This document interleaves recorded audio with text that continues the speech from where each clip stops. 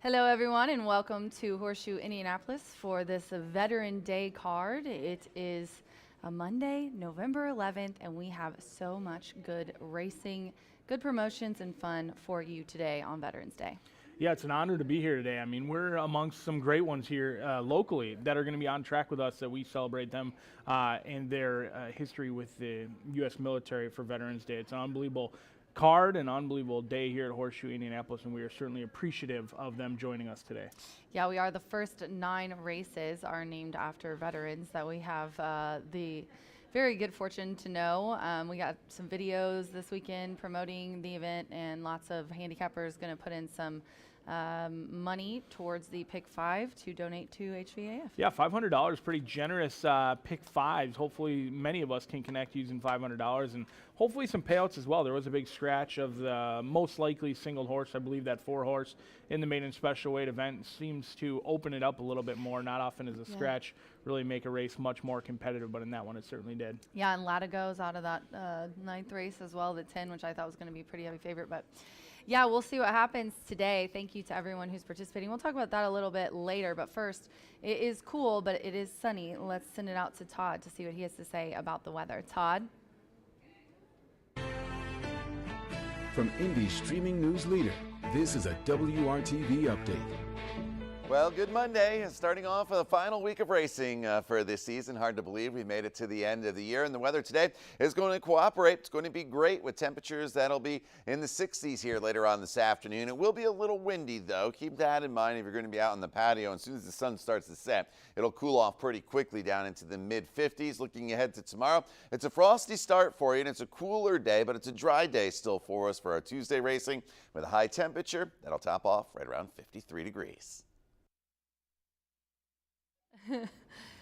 Yeah, thanks, Todd. It is kind of chilly, and but it's going to be a nice day. We got a lot of rain this weekend. A little nipply out there. It is. It's a tad bit nipply out there today. So let's talk about the standings, and then we'll look at some doubles so that you guys have some names and some races to look at when you're preparing for your handicapping today, because we got some nice rides by a couple guys. But let's start here with the standings. We've got a fight with Burgess and Fernando, and we have a fight with Klopp and Garcia. One away. Love to see it. I know, and I keep talking about it. Evan Roman's got a big chance as well. He's only 5 behind, and I want to give a shout-out to him as well. He got his stakes victory over at Churchill Downs over the weekend, a couple of wins over at Churchill. But Alberto and Fernando, it's really been a 2-horse race through much of this meet, and it's kind of been those two all along. With the injury to Marcelino Pedroza Jr., it went from 3 to 2, and it'll be interesting to see how it plays out in both the jockey and the trainer standings. Very exciting that with this final 4 days of racing, we've got a ton of thoroughbred races, and everything is still up for grabs. Yeah, and we also have some nice standings from HRN as well. Wanted to show the November standings, which will lead us into our doubles. Marcelino at the top here, 5 of his last 20, 25% win clip, 23% impact. Evans won the last 5 of 18. DP continuing to be on a roll here, rolling it over from October to November, 4 of 14. So these are some names that as of late have been hot. Make sure to note as you're handicapping today. Yeah, based on that Horse Racing Nation, looks like Ramos cooled off a little bit after that hot start. Now 3 for 22. That's a little bit surprising to me based on those November racing. Well, but October was when he was really hot. But like you said, I mean, he has gone down. Deshaun's still rolling. Yeah, Deshaun certainly maintained that consistency, and now he's moving his way up, not only the rankings here at Horseshoe Indianapolis, but around the country as well. Yeah, he busted into, 19th now? Let's talk about the hot trainers as well. I do want to show that because I do like Terry's horse later in that allowance, I do believe, but they sent us this. Terry's won 3 of his last 10, so has Brian Williamson. I love this stat because they're in today. So it's not overall, but these are trainers that are in today that have had 3 of their last 10 races hit. Well, those aren't necessarily household names, right? They're not Exactly. Cipriano Contreras or Gennaro Garcia or Brad Cox. So, I mean, it's nice to see statistics like this where we can highlight some trainers that don't necessarily have, 150 horses or head of horses and things like that. So it's certainly something that we appreciate and look forward to doing here. And congratulations to those 3 at the top that are certainly having themselves a very nice end of the meet. Yep, we had some doubles Thursday, not yesterday, the last day of our racing week last week.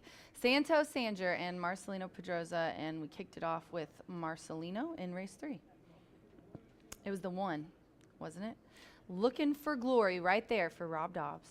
Yeah, I mean, this horse was kind of loaded throughout. It was just a question of if CV Ronin Legacy would stop, and he was really breathing fire that final eighth of a mile. Looking for glory.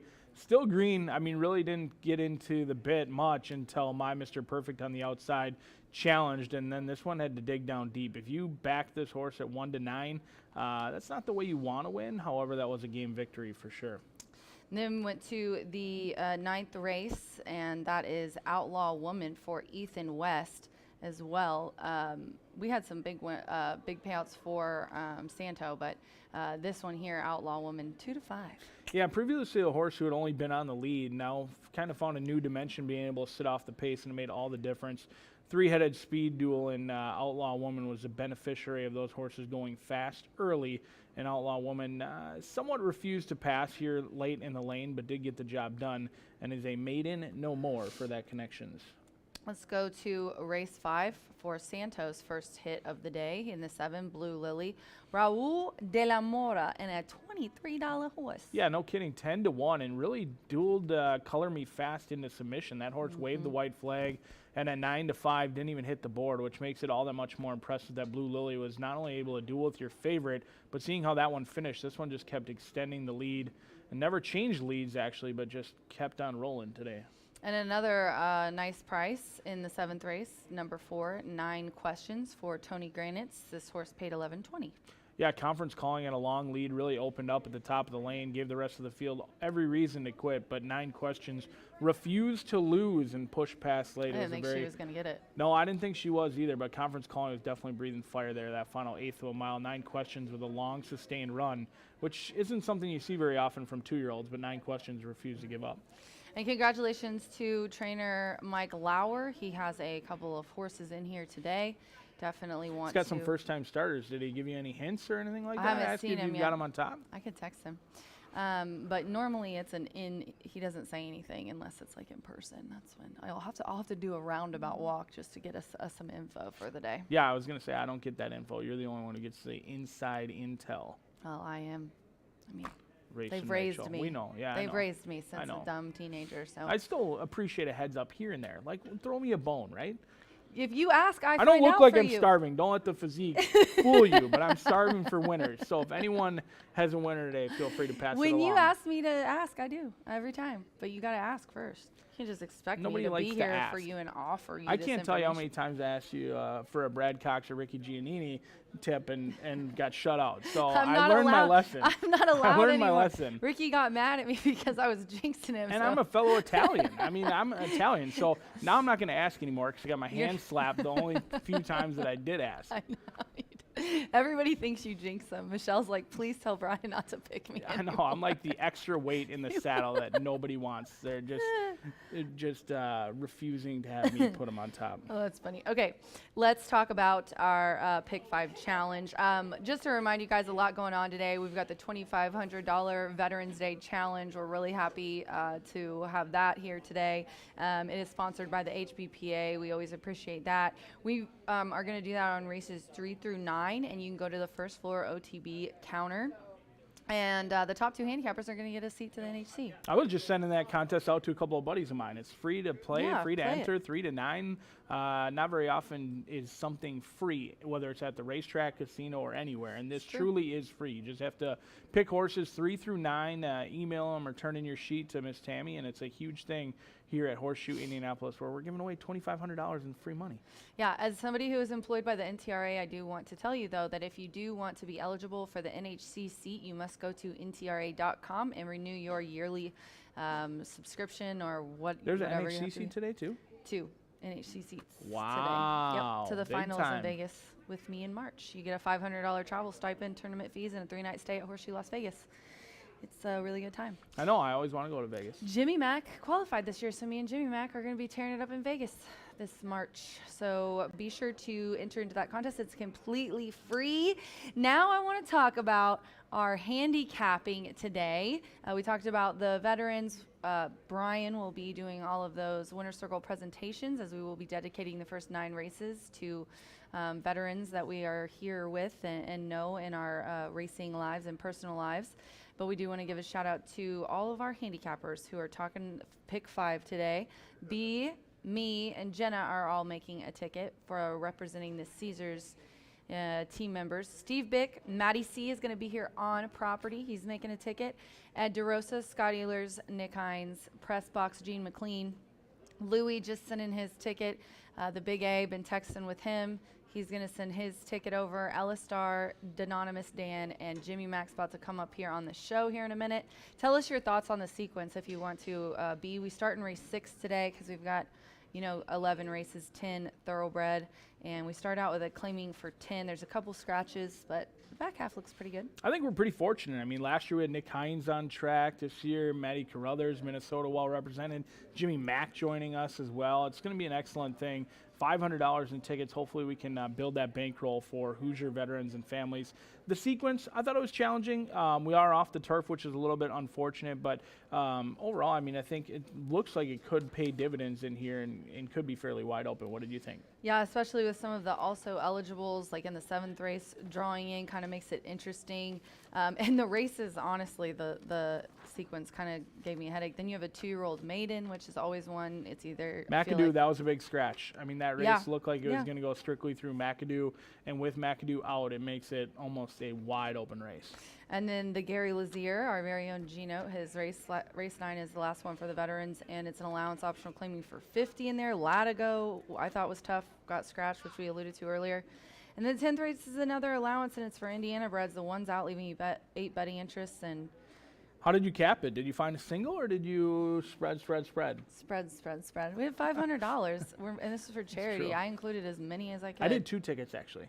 I don't know Everybody's if that's cheating. doing 2 I don't know if tickets. that's cheating or No, not. it's but not. Everybody's doing 2 Yeah, I tickets. did They're 2 doing different one for the tickets. track and then one for themselves, and I think that's great. And a lot of people that are doing that have vowed to donate either ticket that hits to HVAF. I am selling blankets as well. I just want to say really quick on X. If you guys want a saddle cloth and you don't want to try, I'm going to do the drawing here a little bit later, but if you just want to buy one, I'm selling for $25 and all proceeds go to HVAF, and you can just send And it to those me are super digitally. cool. I mean, the saddle I know. cloths are one of my favorite things. I know. So we're really excited to be raising money for homeless veterans here today, and we're going to let B get upstairs now to go over your changes in the entirety after me and Jimmy go over the pick 5. So anything else you want to say, B, before No. I kick you out of here? Enjoy the professionalism that Jimmy Mack brings. I will escape, and Jimmy Mack can come in, and you guys can bring this back to reality. All right, sounds good. We'll be right back after a short break.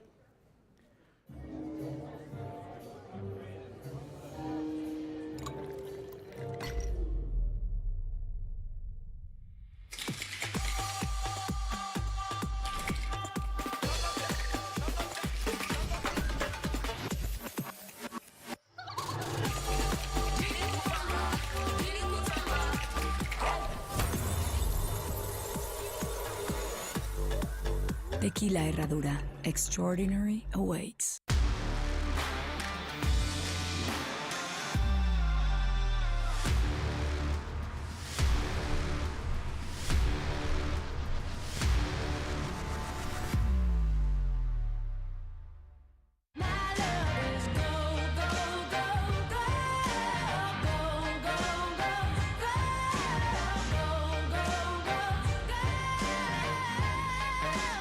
Corbel, make it gold. Feel the excitement with TwinSpires.com, the official betting partner of the Kentucky Derby and Breeders' Cup. With TwinSpires.com, place legal wagers and watch live horse racing wherever you are on any device. Sign up, play, and win today. New players use promo code FREE100 on sign up to start your $100 bonus. With TwinSpires.com, you can bet on horse racing. Get the TwinSpires.com app to receive special offers and the most up-to-date information. Terms and conditions apply. Void where prohibited. Please wager responsibly.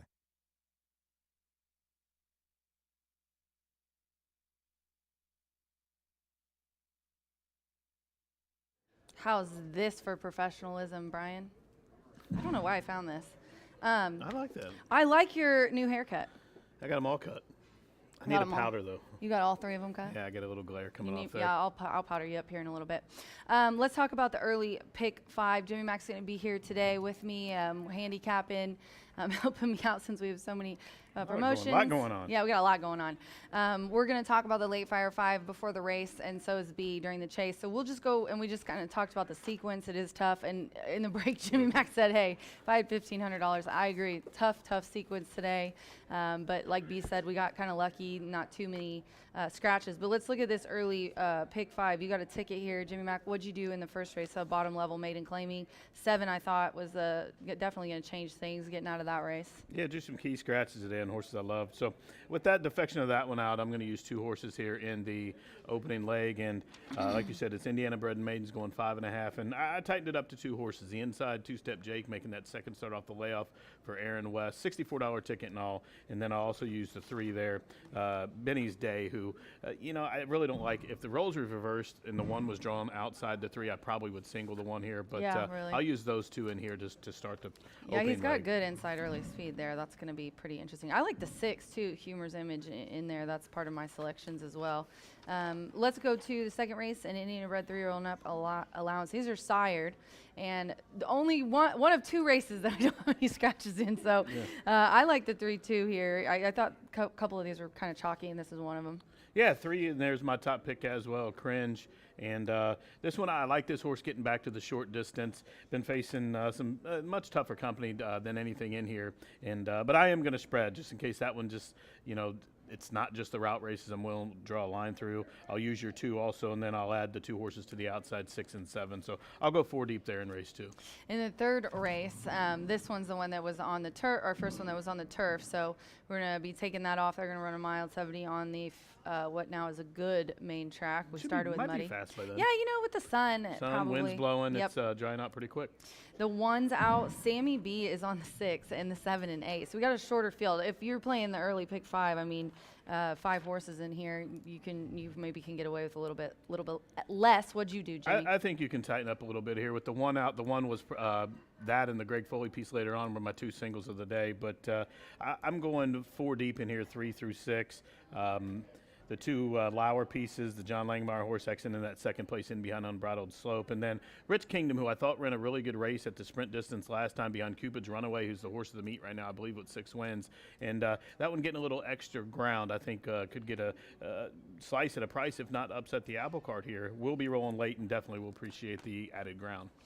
In the 4th race, we have a maiden claim for $7,500. I found these kind of races, especially the lower ones that we have in the late half, are the ones that are giving me headaches, to be completely honest. Because it's tough sledding today. Yeah, it is, because some of these horses, you're like, I don't even know what to make of them in the kind of race that they're in with the horses that they're in. It's the end of the meet thing. There's a bunch of different angles to go to. So what'd you do here? I put number 6, Crafty Gal, as my top pick in here. He claimed this one last start off Wesley Ward. And in the early pick 5, I'm going to single this horse. I just thought the horse was up against it last time, and it was doggedly out there the whole way with the Steve Asmussen piece. And they ended up beating the rest of the field by 15, 16 lengths that day. And has a trip over the track, the first start off that layoff. And, Randy is jamming these horses here at the end of the meet, trying to be leading trainer. And I think Crafty Gal, has the most recency in her form. Obviously, I could see if you want to use the 7, the outside horse, Eric Foster, if your budget will allow you, taking the drop, gets Machado, and then maybe Steve's other horse off the shelf since Oaklawn. But I'm going to take a stand. I have to take a stand somewhere. I'm going to spend. I won't have any money left for the late pick 5. Yeah, which is where we're focusing in on. And then this is the last leg here. 1, 2, 5, 6, 7, 9, 11, 12, 13. It's a lot of scratches. Yeah. But still 10 remain. Exactly. I was about to say it's still a good field because the 14, 15, 16 draw in. How'd you see it here? I think we're probably the same. You think so? Yeah. I went 8, 3, 16 in here. That's the 3 I got. Just a little bit different order. Yeah, because even though it's off, I still look at, that kind of thing. Yeah, even though it's improving. Yeah, those are the 3 horses I'll use. And then I'm going to throw one more in for the early pick 5, the 4, Come to Mama. This one fresh off a dominant win there. Now, that was turf, but I know that's why I kept away from it. Because the pedigree doesn't really scream all that much strictly turf to me. So Had a little bit extra money to spend. I threw that horse in there, but yeah, the 6-8 or 16-18, 16-8-3, and the 4. All right, everybody, that is the early pick 5. It's just 13 minutes to the races today. We're going to send it up to B to go over your changes. Me and Jimmy Matt going to be down here handicapping in the winner's circle. Brian's doing the presentations. We do, on behalf of everyone here at Horseshoe Indianapolis, want to thank all of our veterans here and everyone, all veterans, for your service, and a happy Veterans Day to you. Good luck.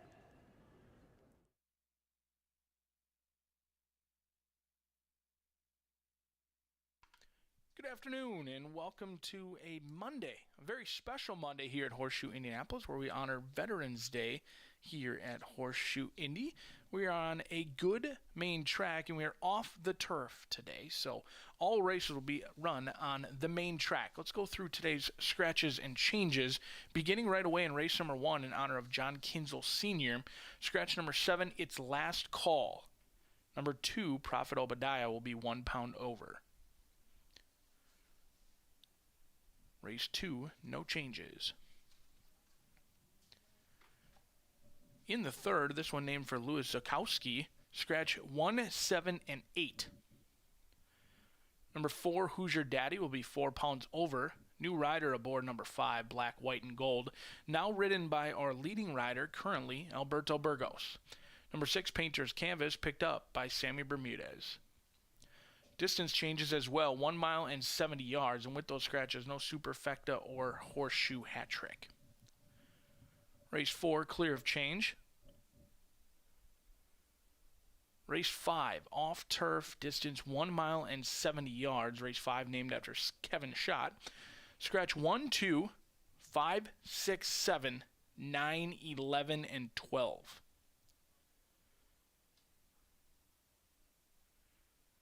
Race 6, named for Chandler McGale. Scratch 4 and 8. New rider aboard number 9, Julio Felix. Julio Felix picks up the mount on Up Striker. In the 7th race, this named for Mr. Michael Joyce, scratch 1, 5, 8, 10, and 12. 1, 4, 5, 8, 10, and 12. Number 2, now ridden by Oscar Villarreal. In the 8th race, named for the Salute the Veterans, scratch number 4 and 6, McAdoo and Dreaming Girl out of the 8th event.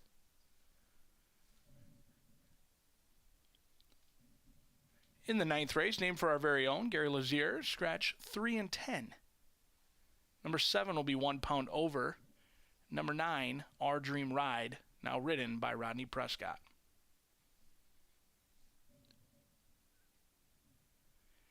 In the 10th race, scratch number 1, Shiesty to Chase. Number 6, Knee Deep Justice, 3 pounds over.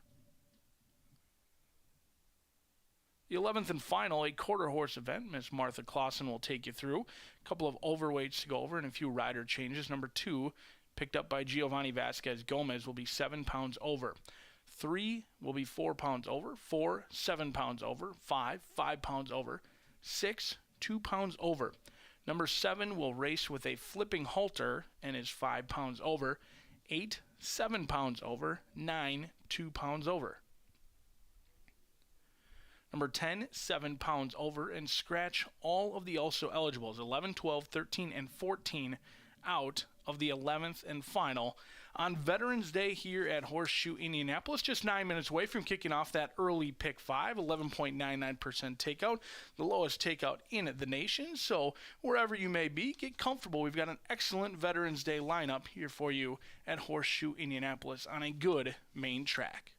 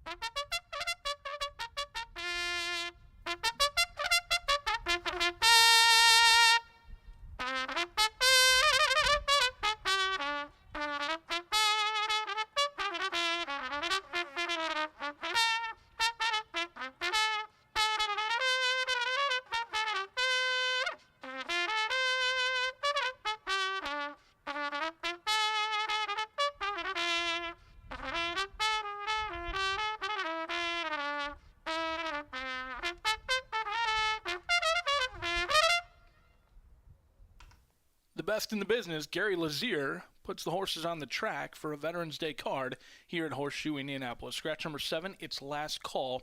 Race 1 does kick off today's early pick 5.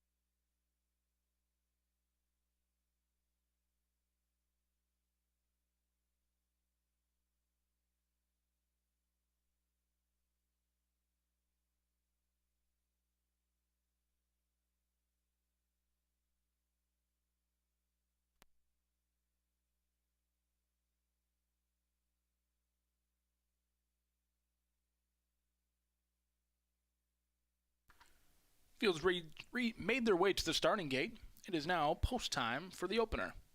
Race number 1, named after John Kinsel Sr., as Two-Step Jake goes in at 5-2.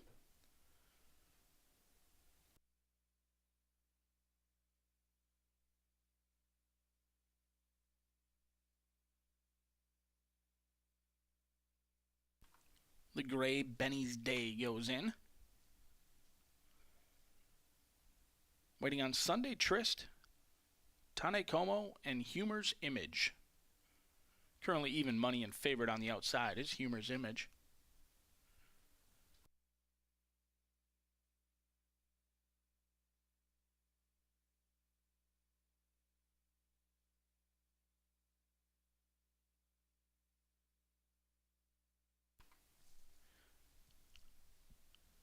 One back.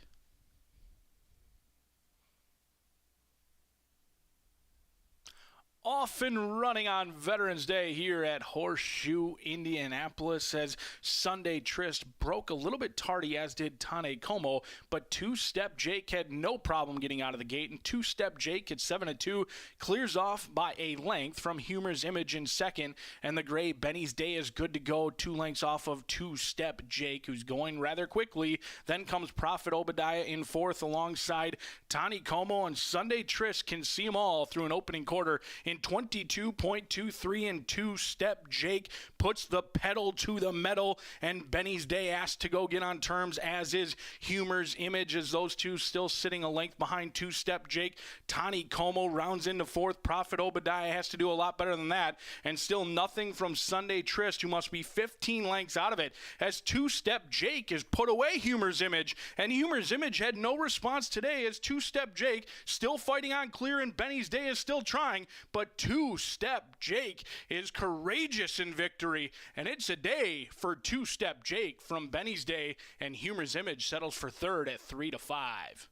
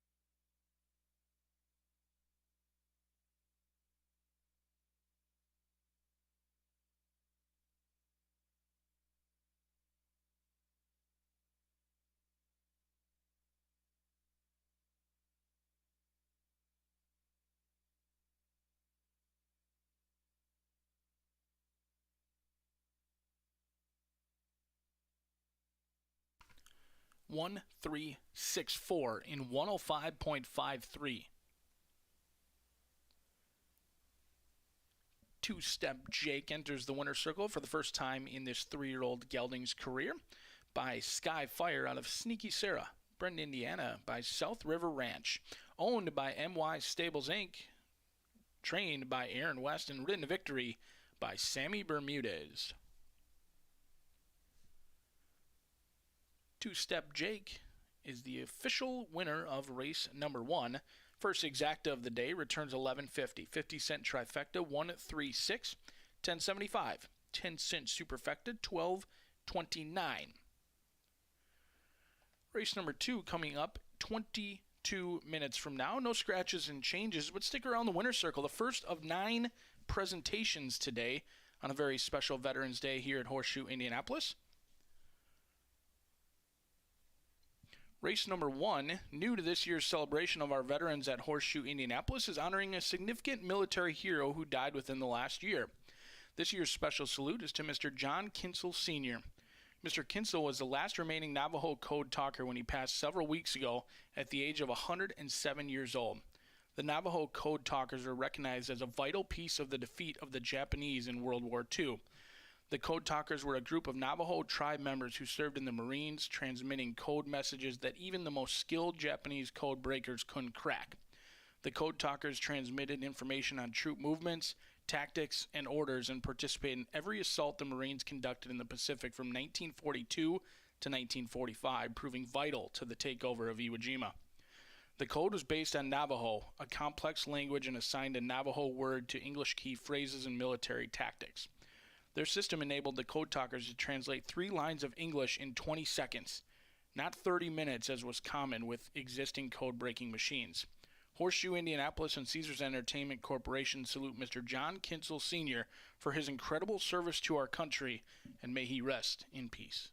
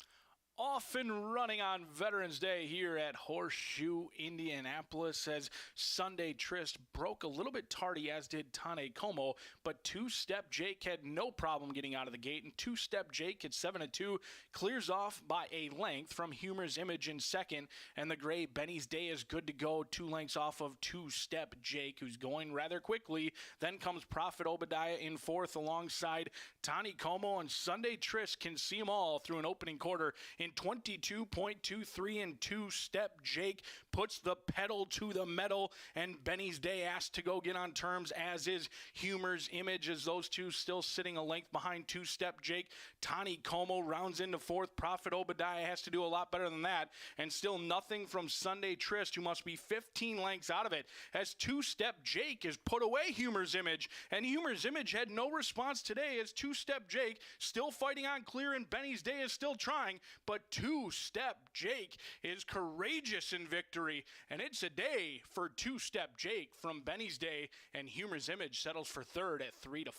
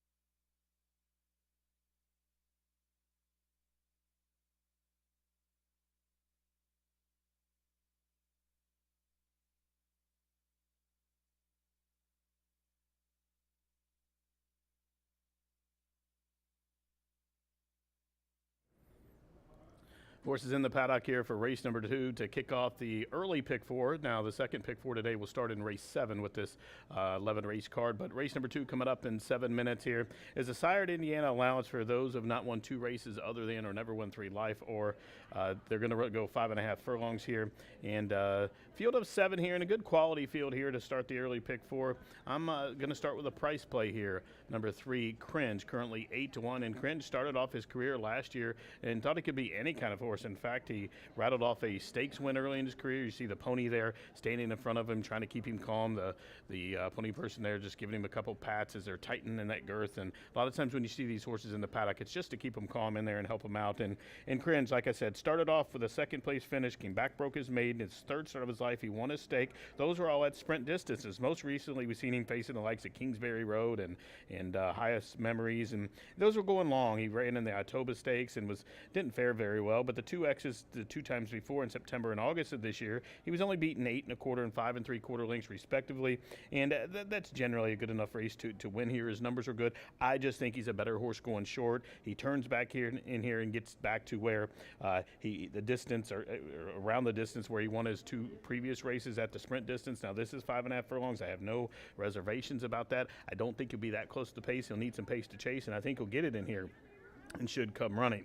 Now, one of the main threats is all the way to the outside, number 7, Reflex. This one currently 3.5-1 from the barn of John Heron, and gets the services Evan Roman, who fresh off a couple of wins at Churchill Downs on his couple days off from here at Horseshoe. And Reflex is one that I thought would maybe be a price as well, currently 4-1. And this one was just beaten 7 lengths, 2 starts back in behind Unbridled Slope, who would come back and win the Unreachable Star Stakes here in fine fashion. And this one's been keeping good company. Did have a couple of wins early in the meet here, and then after that 3rd place finish, took some time off and came back on October 1st, was beaten 7 lengths and behind Leo Springs and Rock the Red, who is in here. I just think he may have needed that race, and I think he's benefit from that trip over the track, plus he's drawn to the outside. I think it's a big advantage with the way this pace scenario should set up in this race.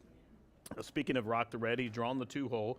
This one gets a return call of Shorty Perez for Bob Gorham, most recently second coming out of that same race I just talked about against Reflex, and currently is 3.5-1 on the tote board. And Rock the Red is one that needs some pace, but I think he's going to have to go. I don't think with that inside draw today, I don't think he can just be content to drop back and let them horses cover him up and then try to work out a trip from there. So I think he's going to be a little bit different running style. Usually we see him come back from near the tail of the field, but today I think with that post position, he's going to have to be used early and kind of try to stay in contention. I don't necessarily obviously think he's going to be in lead, but I think with that inside draw, he's going to have to be in the first flight if he wants any piece of this. But we got riders up orders. They're heading out to the track here for race number 2 to start that pick 4. I'm going to go 3-7-2. Good luck.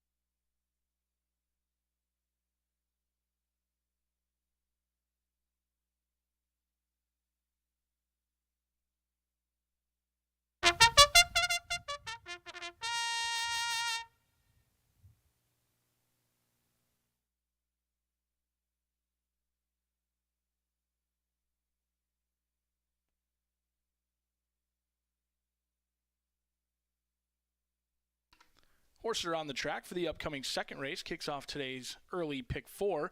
No scratches, no changes. Race 2 in honor of Horseshoe Indianapolis Security Department veterans.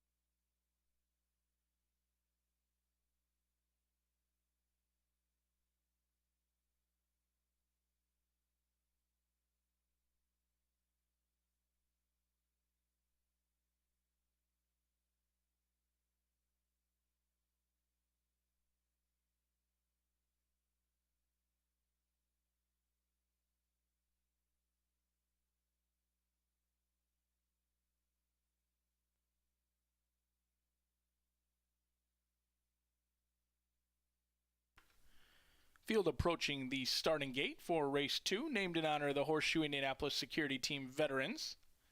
Thank you for your service. Approaching the gate for that pick 4.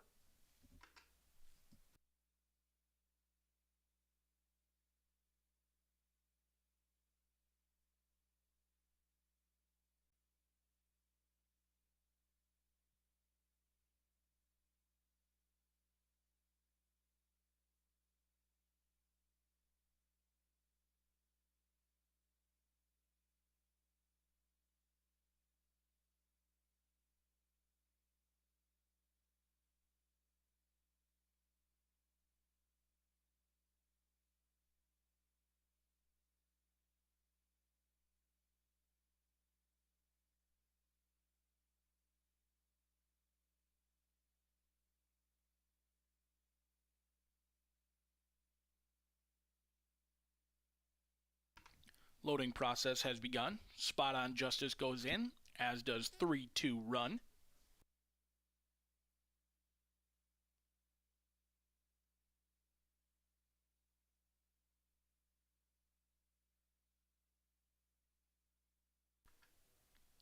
Lord Ante loads co-favorite at 2-1. Last to load will be Reflex.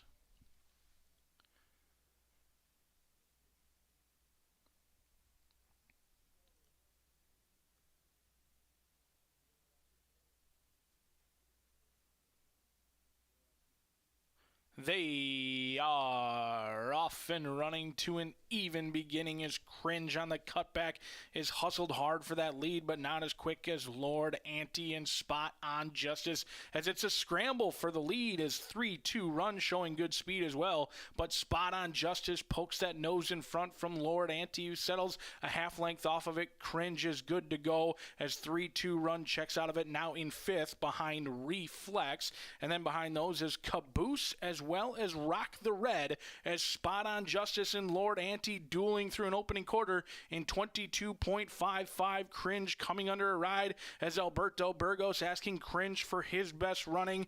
Reflex and Evan Roman have momentum at 4-1, and they're set to attack Lord Ante and Spot on Justice. Here comes Caboose as Caboose on the outside moving with Rock the Red, but Spot on Justice has dismissed Lord Ante, and now Cringe is rallying in between as Cringe is lunging with Spot on Justice, but Spot on Justice passes all the tests from Cringe and Rock the Red, who got up for the show dough.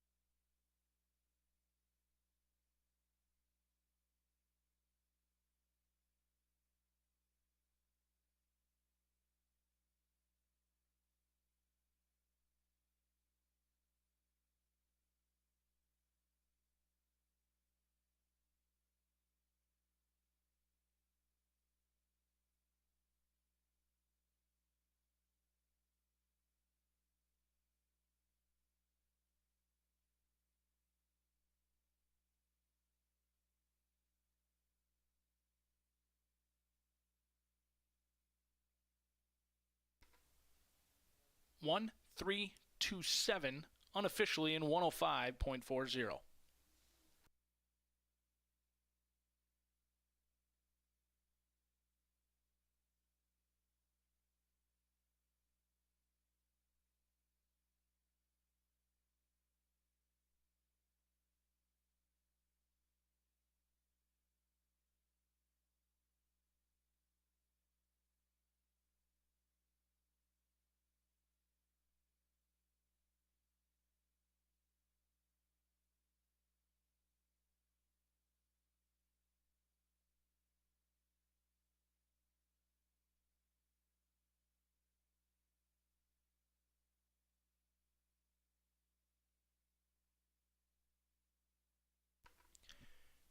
Entering the Murphy Trailer Sales Winner's Circle for the second time this season, Spot on Justice, a 4-year-old bay gelding by Lantana Mob out of Mining Town.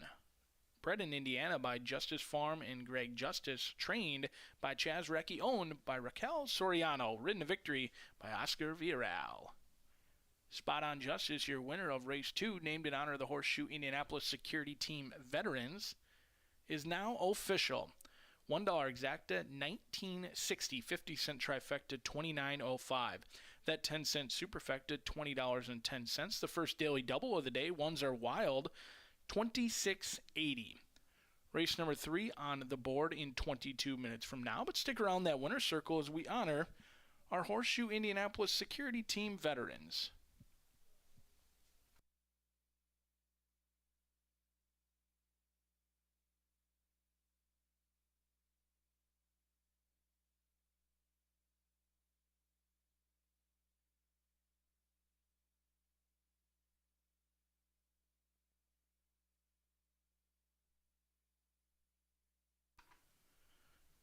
Here at Horseshoe Indianapolis, we are proud to have a large number of veterans on our staff, and not surprisingly, our security department leads the way with 16 employees who have served our country honorably in 5 branches of the U.S. military. In the winner's circle today are several veteran members of the security team who are able to join us on this Veterans Day. They are Matt Vassar, our director of security who served in the Army. Matt has been with this racetrack and casino for 16 years, has been an excellent mentor for the staff. In addition, the following team members served as well. If you are present in the winner's circle, please raise your hand so we can acknowledge you. John Atten, Navy. Mike Hale, Army. Our Jockey's Room Security Officer, Cole Jarrett, Marines. Ed Kuhn, Army. Jennifer Manning, Army. Justin Marshall, Army. Gary Oldham, U.S. Coast Guard. Martin Richling, Marines. Paul Smith, Army. Terry Thurston, Army. Al Tilford, Army. William Toms, Army. Sean Vance, Marines. Horseshoe Indianapolis and Caesars Entertainment Corporation salutes all of our security team veterans and thanks them sincerely for their service. Race number 3 on the board 20 minutes from now. Scratch 1, 7, and 8 out of the upcoming third race. Since we are off the turf, we are now on a wet fast track. Track condition upgraded to wet fast and will be at a distance of 1 mile and 70 yards for the upcoming third in 20 minutes.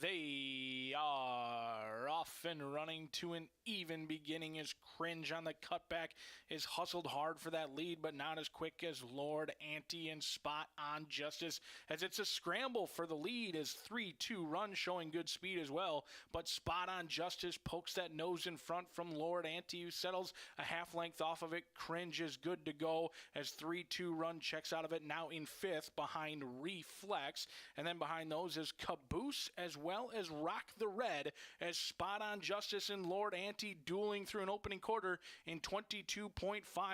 Cringe coming under a ride as Alberto Burgos asking Cringe for his best running.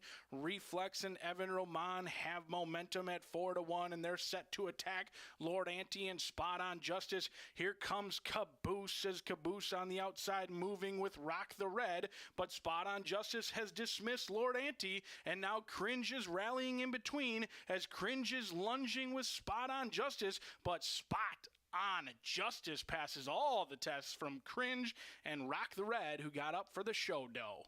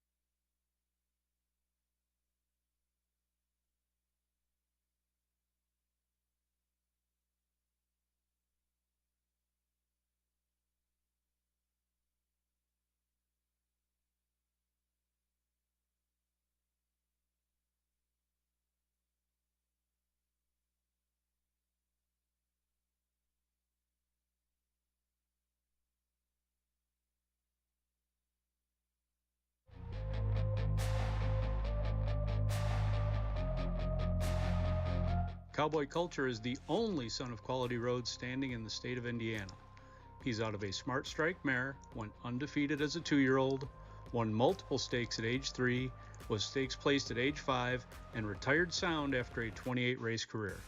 He checks all the boxes for what a mare owner would be looking for.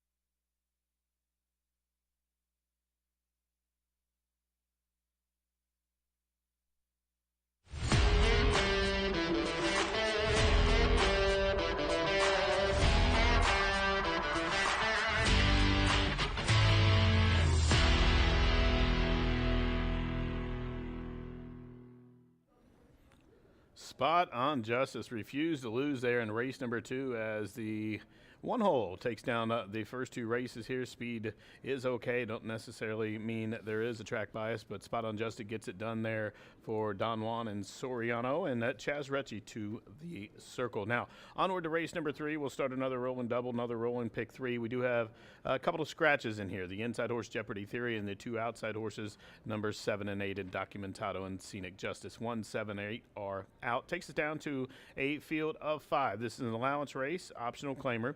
To go a mile, the race has been taken off the turf, so when moved to the main track, it had to go 1 mile and 70. So 1 mile and 70 on a track that's currently listed as wet fast. It's started the day with good. It's up to wet fast now and expected to be improving throughout the day. The sun is out, the wind is blowing, and we're on to race 3. Now, again, the 1, 7, or 8 now. Right now, number 5, Black, White, and Gold, currently the even money favorite, and that's where I'll kick off here. We do have a late rider change in there. Alberto Burgos picks up the call as Edgar Morales elected not to show up today. So Burgos picks up the mount, and Black, White, and Gold is 1 of 2 in here, trained by Mike Lauer for his wife Penny Lauer, and this one, I think, may be the better of the 2.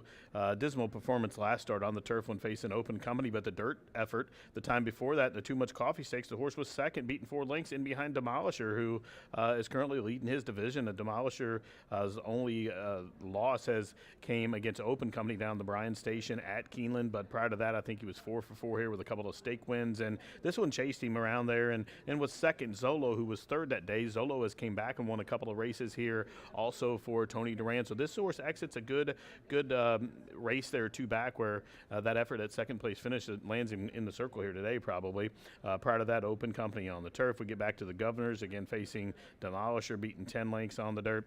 I think he has the class to win here, and right now the people's pick, he's drifted up to 6 to 5, the second choice. Now for second, I'm going to go with Who's Your Daddy Now. Now just overtook favoritism from number 5, Black, White, and Gold. Breaks right to the inside of that one here. Who's Your Daddy Now gets a return call. Marcelina Pedroza. This one was just second in behind Unbridled Slope in that stake event in the Unreachable Star back on October 26th, going 1 mile 70 today's distance, and just was second best. Unbridled Slope on the stretch out for Double D.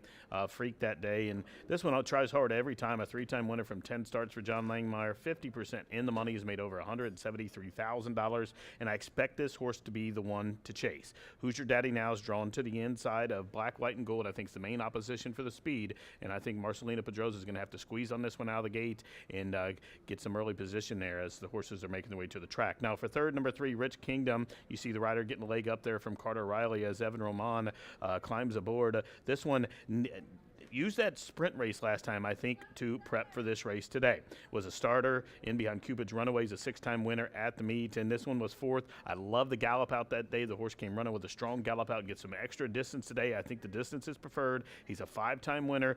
The track is a little bit off, owns a couple of wins. In fact, 5 for 6, 1, 2, 3 on and off going. The track a little bit off still. I'm going to use the horse at a price 14 to 1, just way too big a price for me.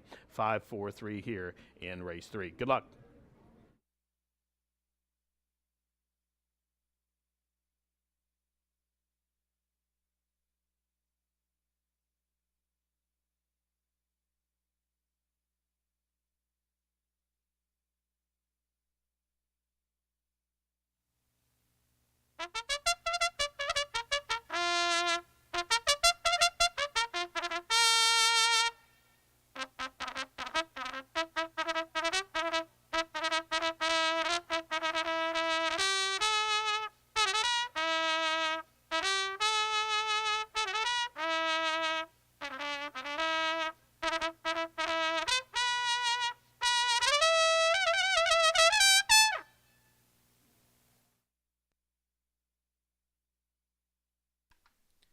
Fuel on the track for the third race, named in honor of Louis Zahusky.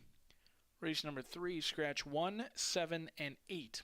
With the 3 scratches out of this race and off turf, no horseshoe hat trick for the upcoming third race, and no superfecta wagering. No horseshoe hat trick, no soup with the scratches of 1, 7, and 8. 1 mile and 70 yards on a wet fast.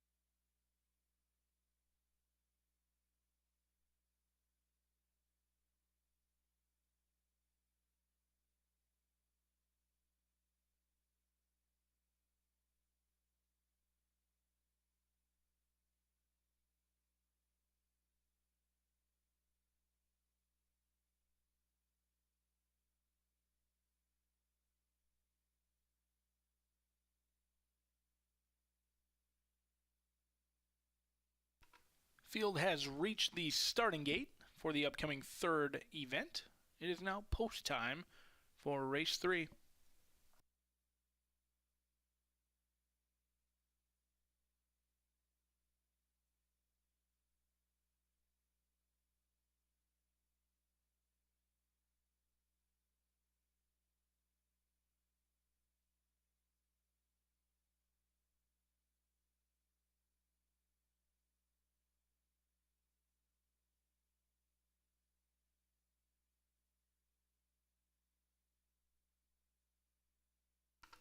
Last to load will be Painter's Canvas. Goes in. 5 in a line. They are off in the Louis Zahusky Classic. And your favorite Hoosier Daddy Now spots the field a length as black, white, and gold pokes that head in front into the first turn, and it's going to be black, white, and gold from Jay's Naughty Boy. In between that is Rich Kingdom, a recovering Hoosier Daddy Now. Just a length off of it, and Hoosier Daddy Now not wasting any time going up to put pressure on black, white, and gold as those two now put a length clear on Jay's Naughty Boy. Rich Kingdom in fourth, and in last, Painter's Canvas just 5 lengths behind. A reasonable opening quarter in 24.16. Black, white, and gold pressured down that backside by Hoosier Daddy Now. Rich Kingdom in a clear third. Jay's Naughty Boy has lost a little ground down on the inside, and Painter's Canvas looking to give Sammy Bermudez a riding double. As little has changed in the plot down the backside through an opening half mile in 47.91. Hoosier Daddy Now still tethered to black, white, and gold. As black, white, and gold the first to ask to be kept pace, and black, white, and gold is going to have to repel the challenge of Hoosier Daddy Now as Marcelino Pedroza Jr. and Hoosier Daddy Now spurt clear at the top of the lane. Black, white, and gold had little resistance when asked. Painter's Canvas rolling into it along with Rich Kingdom. Still nothing from Jay's Naughty Boy, who's a long ways behind, and Hoosier Daddy Now looking to make the rest of this field say uncle, but Painter's Canvas has running on his mind, and Painter's Canvas right up to Hoosier Daddy Now as Hoosier Daddy Now in an all-out battle. Rich Kingdom looking to get on terms with those two, but Painter's Canvas pokes the head in front, and Hoosier Daddy Now has beat Painter's Canvas from Hoosier Daddy Now and Rich Kingdom in 142.08.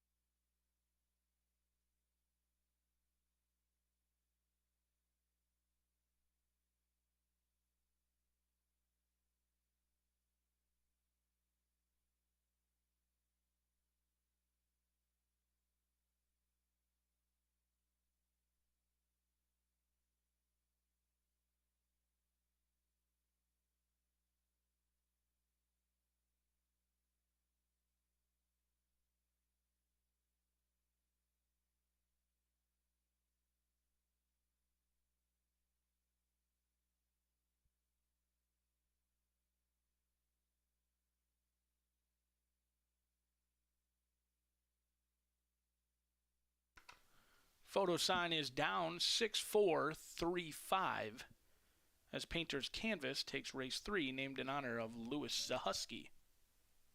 6-4-3-5, hold them all.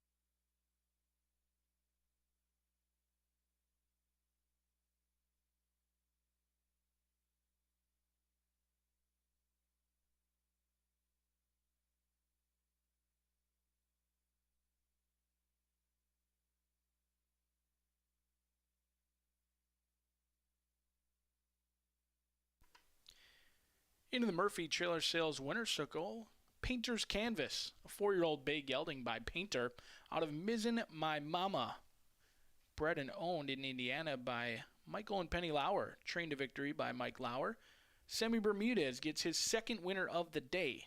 Riding double for Sammy Bermudez as Painter's Canvas, 5th win of the career, is now official.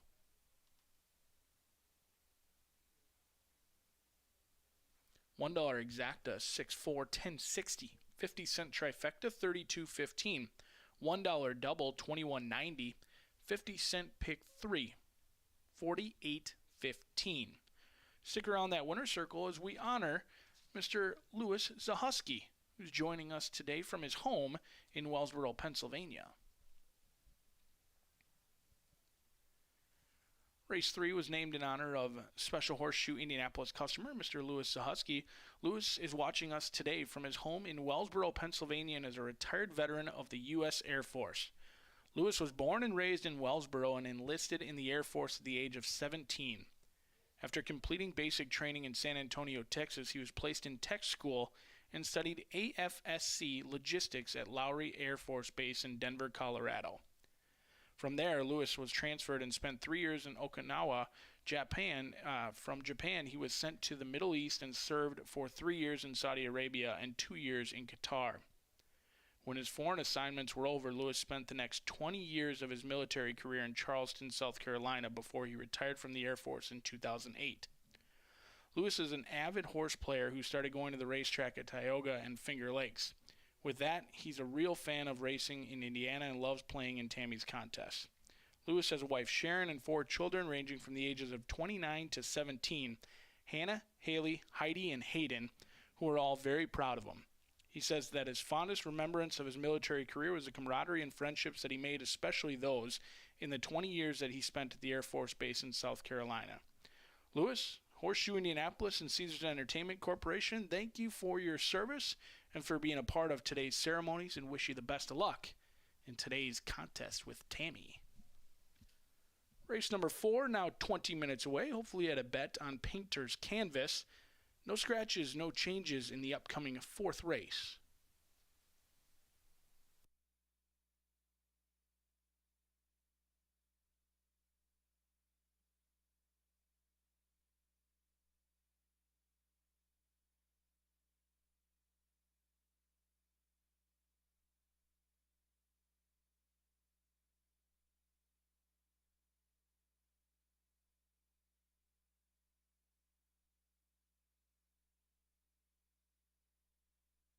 Live in a line.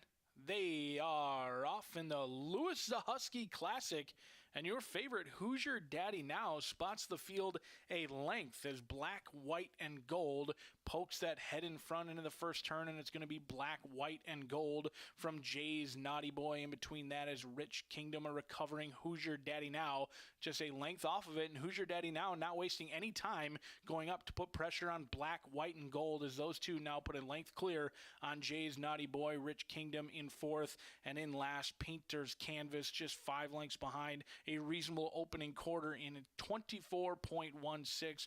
Black, white, and gold pressured down that backside by Hoosier Daddy Now. Rich Kingdom in a clear 3rd. Jay's Naughty Boy has lost a little ground down on the inside, and Painter's Canvas looking to give Sammy Bermudez a riding double. As little has changed in the plot down the backside through an opening half mile in 47.91. Hoosier Daddy Now still tethered to black, white, and gold, as black, white, and gold the first to ask to be kept pace, and black, white, and gold is going to have to repel the challenge of Hoosier Daddy Now as Marcelino Pedroza Jr. and Hoosier Daddy Now spurt clear at the top of the lane. Black, white, and gold had little resistance when asked. Painter's Canvas rolling into it along with Rich Kingdom. Still nothing from Jay's Naughty Boy, who's a long ways behind, and Hoosier Daddy Now looking to make the rest of this field say uncle, but Painter's Canvas has running on his mind, and Painter's Canvas right up to Hoosier Daddy Now as Hoosier Daddy Now in an all-out battle. Rich Kingdom looking to get on terms with those two, but Painter's Canvas pokes the head in front, and Hoosier Daddy Now has beat Painter's Canvas from Hoosier Daddy Now and Rich Kingdom in 142.08.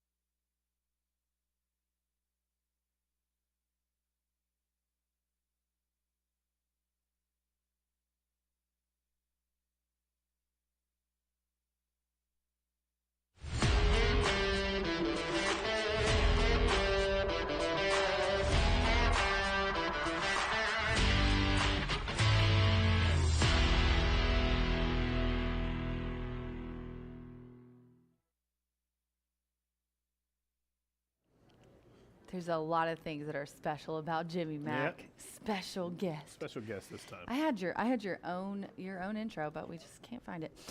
Let's talk about this fourth race. How are your picks doing in the first few? Yeah. Win some, lose some. I haven't second and third, and then nothing. First race last exact at $23. Ice cold. No, you gave ice cold one. Yeah, nice. I had the try box, but definitely Shout didn't out to give Dave ice Weaver. cold. Shout out to Can't say that without we'll get sued. Yeah. You trademarked that. Let's talk about this race. Jimmy's got the 6 on top. I put it in my exacta. I got the 7, but let's talk about Crafty Gal first. Burgos, who is our current mead leader by Uno. Is aboard here for Randy Klopp. He does well first off the claim. This was a bettor's favorite last time, and it's repeating. I guess, I went back and forth between the 7 and the 6 as well, obviously. So what do you like about Crafty Girl? Yeah, like you. Randy hits it 29% first off the claim, and this one kind of really was up against it last time, but fought well. And that race she was claimed out of, she was out there with a Steve Asmussen piece, and they just burned up the track the whole time. And one part actually down the lane, I thought she came back and was going to win, but luckily for Randy and the connections, they got to save that condition, and she got beat as Teardrop Tierra went on by her. But I think that the one race over the track, been training here locally, I think the horse has to move forward. I think these are up to date because it's the start of the week, but out of the last 7 that Burgess has ridden for Klopp, he's had 3 wins and 2 seconds, so that's nice. And we did see them high on some of our HRN stat slides as well. Let's go to the 7, who you put in second. I got on top, Charm of the Song. Juan Machado aboard for Eric Foster. I believe Eric was on that list that we showed earlier of hot trainers that are in today. Definitely the case, and a big drop for this one. Yeah, Eric's got this one in. Missy B, both of them well entered today. And this one, like you said, making the class drop. I know it's a 12-time maiden, but I think she's in with her friend's daughter, midshipman out of Into Mischief Mare. And, I think drawn to the outside. Axeman's not generally one that puts one early up into the race early, but if need be, he can, and he's tough to get by. He's a very smart rider and can ration one pretty good on the top end. And the horse looks good in the paddock, Rachel. Yeah, he does. On his toes. I was about to say he's on his toes, and he looks really good based on that. I'd bet on him. It's going to look like me going the window for the pick 5 later. It is. Yeah. I could just see you dancing yourself all the way over there. Go to the 1. I also said the same thing, and I love Keith. Just a great rider. Him and his brother are just such sweet guys and talented. Obviously, the whole family is. But the layoff concerned me, and I went back and forth, and I was like, am I really going to leave Frosty V off? But, I went with the 2. So tell me what you like about the 1. Well, it's drawn to the inside and gets the blinkers on. The horse is going to be fresh. I think the horse is going to have to go out of there. I like the way the track's been playing today on the inside. Has a bullet work. The second work back on October 30th has a work that some, if you got your programs earlier, probably didn't come out, but worked out November 7th, a 3-furlong drill from the gate. That to me I believe is designed to put some speed into the horse. So I think the horse should jump well. And if not, the horse can close, as showed it has in the past. But I don't have any reservations off the layoff with Steve. And the 2-horse Chicken Dawato, I was in between one of those 2 for my 3rd spot. I opted to go with the nation's all-time leading trainer, but I see you went for the 2. Yeah, and you know what? Caratoya, she had a really nice win last week and some in-the-money finishes.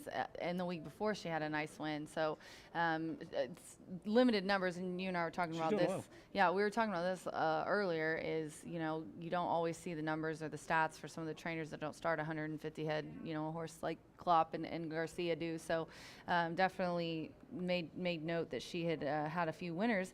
And this is another one that's off the class drop and has been close, like, a couple seconds and a 3rd here and there. So has shown a little bit of form. Has gotten into a little bit of trouble, stuck on the inside a few times, but they've tried to, turf, dirt. We're going back again to dirt for the 3rd time in a row. Back in Indiana off of October 17th try. I like this 3-year-old filly. I thought maybe she'd have the nice go of it, but watch me leave Keith off, and he's going to make me regret it and win. Oh, well, or you can look like a genius. That's the 2's 9-1 right now, and I think that's a big price in this horse. I mean, it is a big price. She just got beat 6 lengths for 30. Yeah, I know, and now we're back down to 7,500. All right, looks like the jockeys are out and about to get set for this race. Jimmy Mack and I have 6-7-1 and 7-6-2. So I'd say for the you what gotta are we bet 'em, you called? gotta box 'em. Max squared. Yeah. Box our exacta here together. 6'7". I was born in '76 too. There. Oh, we need to go. All right, he's going to be going over to the window again. The jockeys are getting the leg up, and horses are headed to the track for the 4th. Good luck.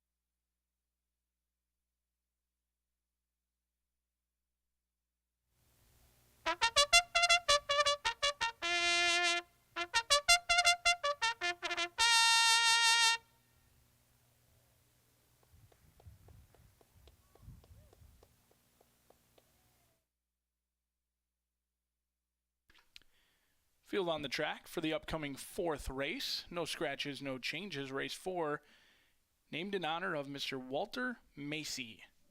4 minutes from now for the 4th.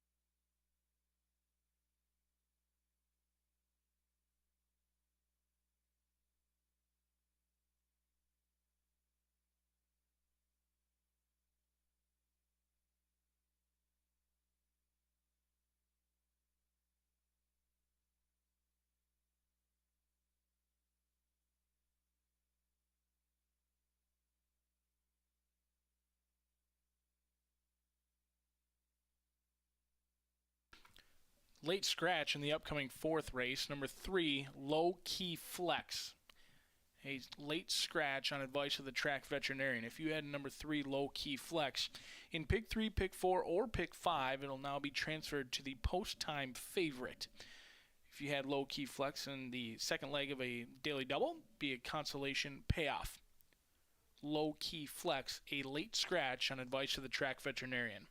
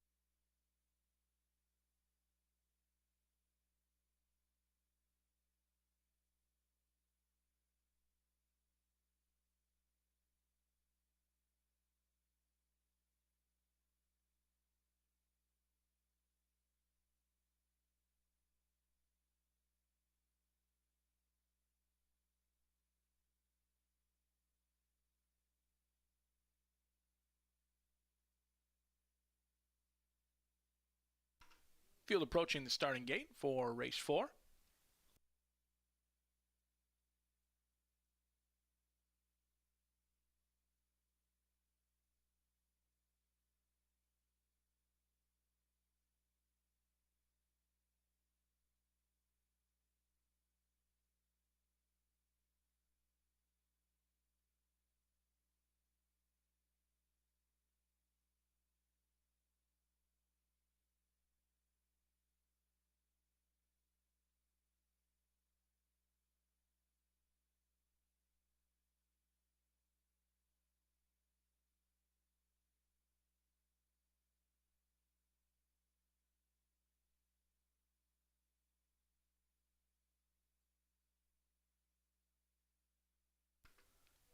Loading process has commenced. Frosty V goes in. Chicken to Wada, along with Unbridled Thirst. Field's long shot, 35-1. Came Up Roses, Crafty Gal, and Charm of the Song. Half the field still back.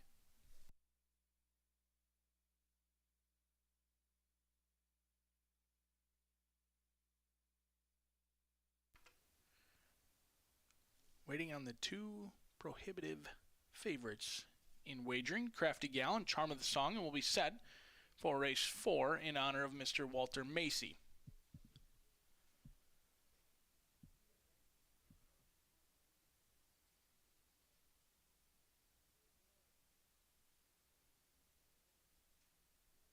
Away and running at Horseshoe Indianapolis as Came Up Roses caught a flyer out of the gate. Frosty V and Keith Asmussen being asked to hold that rail position alongside Chicken Dewada with Unbridled Thirst in between those 4 as it's a scramble for that early lead. Crafty Gal out wider than that, and the great Charm of the Song 3 lengths behind as it's a mad dash into that turn, and Frosty V holding the rail position alongside Chicken Dewada and Unbridled Thirst showing good speed, as well as now Came Up Roses, who broke alertly pushes a half length clear from Frosty V. Chicken to Water is dropping out of it. Crafty Gal at 4 to 5 is ranging into it, as is Charm of the Song and the Keeneland Shipper. Charm of the Song looking to go right up to the throat latch of Crafty Gal as Came Up Roses is battling on, but that early lead did Came Up Roses no favors through an opening half mile, 46.18, and now Crafty Gal gets her mind on running, and Alberto Burgos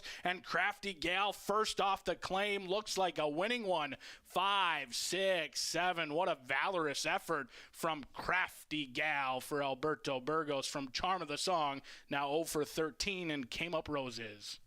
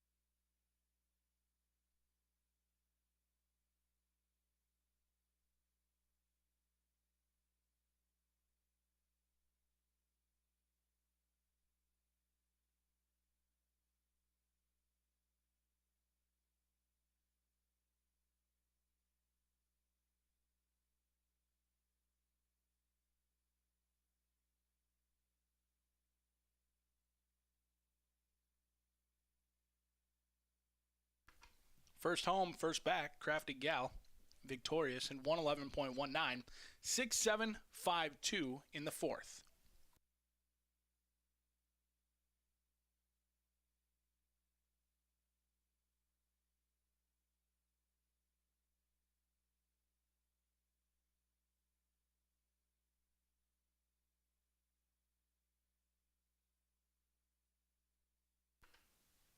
Crafty Gal, first off the claim for owner and trainer Randy Klopp, a 4-year-old Dark Bay filly by Ken Tharos out of Artisanal, bred in Kentucky by Locklow Farm, ridden to victory by our leading rider, Alberto Burgos. Burgos and Crafty Gal, your unofficial winners for race number 4.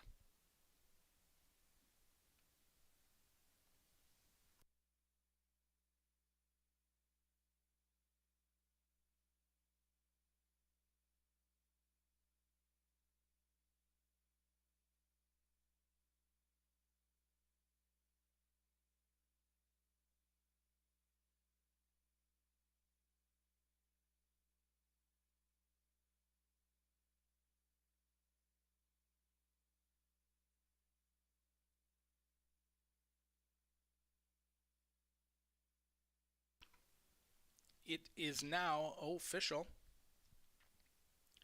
$1 exacta returns $2.70. 50-cent trifecta $9.60. 10-cent superfecta $3.68. That $1 double 6, 11.20. Consolation double $4.90. 50-cent pick 3 $26.75. Very special guest joining us down here in the winner's circle for race number 4, which was named in honor of Mr. Walter Tracy. Walter joins us today on track, and we're happy to have him. Walter's a longtime customer of the racing side of our business, and one of the most well-known characters at the racetrack. Walter, who is 96 years young, was born and raised in Indianapolis and attended Southport High School. Before he graduated, he enlisted in the Air Force and served for 10 years. He did his basic training in Fort Knox, Kentucky, and then spent time in San Antonio, Texas, before being sent to Busan, Korea, where he was a loadmaster. Busan is known for one of the bloodiest battles in the Korean War. For 10 days, the Americans battled the North Koreans. Heavy losses were sustained on both sides. Walter comes from a long line of family that served in the U.S. military. In fact, his uncle was in combat at Guadalcanal in the Marine Division. After his 10 years of service, Walter returned to Indianapolis, where he worked for IPL for 35 years as a foreman, all the while owning a small farm in Morgantown for 55 years. His son Steve is with him today, as well as his friend Mary Lou. Walter, Horseshoe Indianapolis, and Caesars Entertainment Corporation, thank you for your service and for being a part of today's ceremonies.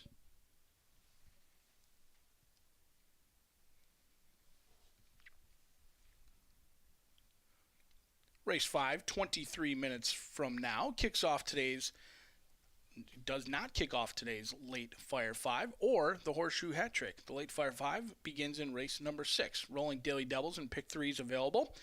Mile and 70 yards on a wet, fast track. Scratch 1, 2, 5, 6, 7, 9, 11, 12, and 13 for the upcoming 5th in 22 minutes.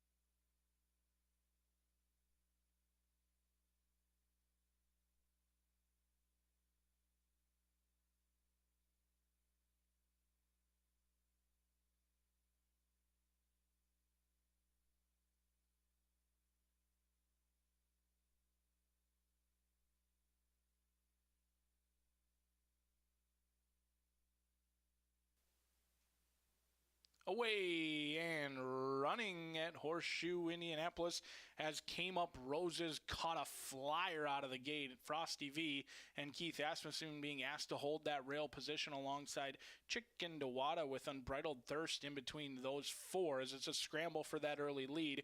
Crafty Gal out wider than that, and the great Charm of the Song 3 lengths behind as it's a mad dash into that turn, and Frosty V holding the rail position alongside Chicken Dewada and Unbridled Thirst showing good speed, as well as now Came Up Roses, who broke alertly, pushes a half length clear from Frosty V. Chicken Dewada is dropping out of it. Crafty Gal at 4 to 5 is ranging into it, as is Charm of the Song and the Keeneland Shipper. Charm of the Song looking to go right up to the throat latch of Crafty Gal as Came Up Roses is battling on, but that early lead did Came Up Roses no favors through an opening half mile, 46.18, and now Crafty Gal gets her mind on running, and Alberto Burgos and Crafty Gal first off the claim. Looks like a winning one. 5, 6, 7. What a valorous effort from Crafty Gal for Alberto Burgos from Charm of the Song. Now 0 for 13 and Came Up Roses.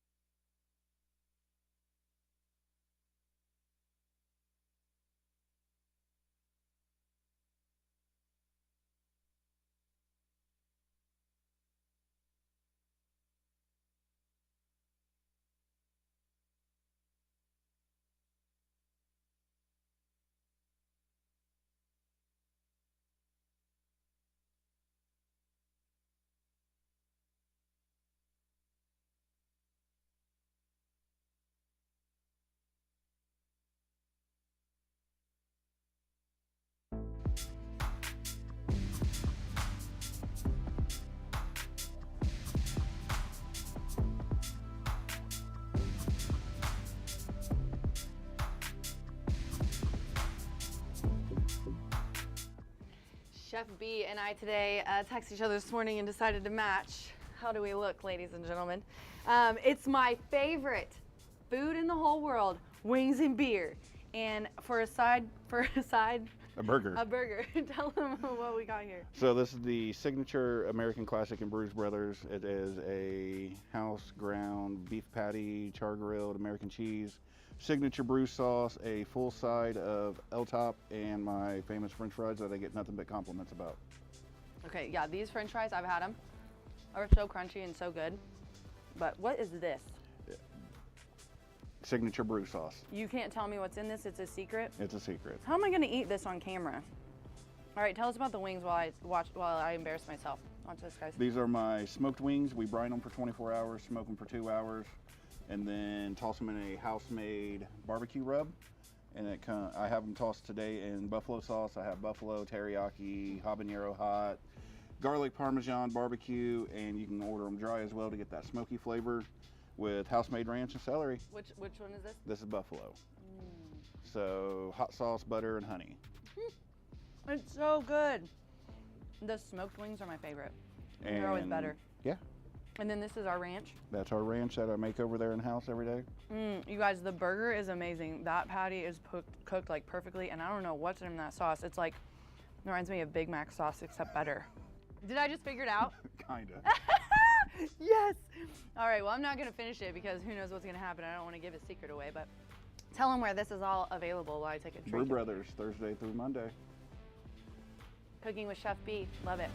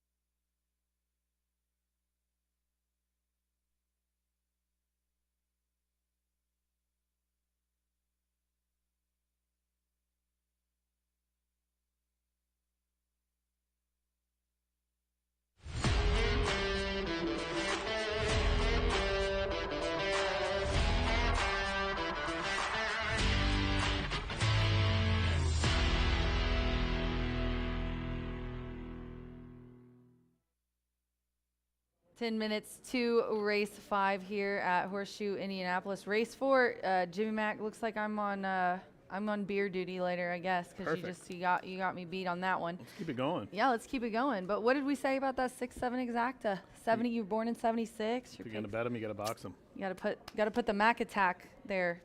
Put our picks together. We're all over that one. Yeah, let's see if we can't stay all over this one. This one's been changed, you guys. The race is now going to be run at a mile and 70, named after Kevin Scott. The 1, 2, 5, 6, 7, 9, 11, 12, 13 are out. So that leaves us with what, 7 that we have in this race. And I think Jimmy Mack and I have about the same picks here. We have the same thoughts, just mix it up. Just a different order, yeah. Yeah, with the way that the horses that came out, I think I saw it the same way you did. But Bull Toro is who I'm going to go with on top in here. I've got 8, 3, 16. Who do you like, Jimmy? I like Bull Toro too. I just thought he'd be really short of a price, so I tried to beat him with a horse I thought would be a little better price. So I went for the 16 to the outside. Hey, Macarena. Hey, Macarena. Aye. So, I mean, that horse figures. The horse has had a couple of dirt tries, been second 2 times from 5 starts, and should be forwardly placed, I would think. I don't think the horse has as much speed on the dirt as it does the turf, but drawn to the outside is going to have to go this distance from the mile to the dirt. Mile turf goes to mile 70. So I like the 16, but the Bolt Toro, I see why you put it on top. Probably was the best horse in the most recent start. Yeah, and Santos coming off of that double on Thursday as well. He's riding here for Gennaro Garcia, one of our top trainers. He's got a good percentage as well when he's the beaten favorite, 25%, which is the case here. And, a lot of the speed figures for this horse was come on the turf. So I'm kind of interested to see what he does. But he has a little bit of form on an off track is what I was looking at. Now we're wet fast. Yeah, still a tiny bit. I expect that to be changed. Pretty windy down there, as you can see. The horse's tail. Actually, Matt Carruthers' hair is blowing around. He probably wish he had a hairdo like mine today. Yeah. It would be a little more. Matty C is his luscious blonde locks are flapping in the wind down there. They're just flowing. But should dry out. Like I said, this horse does own 2 seconds from 3 starts there on the dirt. So no question here for me, and no reservations with it being switched to the dirt here for that one. Then I like the 3 Uaquipa a little bit. Do you? Yeah, I like the 3 a lot. First time with winners, but still, I think that Aaron's hot. We were talking about him on the show. He had a winner last week that was really nice, and Sammy rides well for him. Yeah, had a winner today on the card, and once they switched riders last time to Escovel, the horse seemed to fire for Will Walden there, and the rallied from 5th to get up to win, and was really going away strong and full of run. Does show some recency on the form on the dirt. Has been on the dirt 2 times with 2 second-place finishes. Sammy, like you said, been riding hot. He won the opener here for Aaron today, and just coming off that win, pickup winning mount in race 3 for Mike Lauer. So Sammy's looking for his 3rd already on this 11-race card. We're just not even a third of the way through hardly. Yeah, we've got 11 races, and we'll be talking about the Pick 5 next, though. We do want to remind you guys that the Pick 5 does start on race 6, and got to give a huge shout out to Steve Bick, Matty C made a ticket, Ed DeRosa, Scott Ehlers, Nick Hines, the Sarge, Hoorok, Pressbox, Gene McLean, Jenna, Louis Rabot, the Big A, Ellis, and Anonymous Dan, and of course me, Jimmy, and B made a ticket that we're going to donate all of our winnings to the Homeless Veterans Fund. Really super excited to be a part of them. And if you want to raise money and you want to buy one of our saddle towels that Double Wide has so graciously kept for me every time he has a scratch or gets a one I can use, we are selling them for $25. Just hit me up on X. And that goes to a good cause. I got you can do a lot of things with those, not just.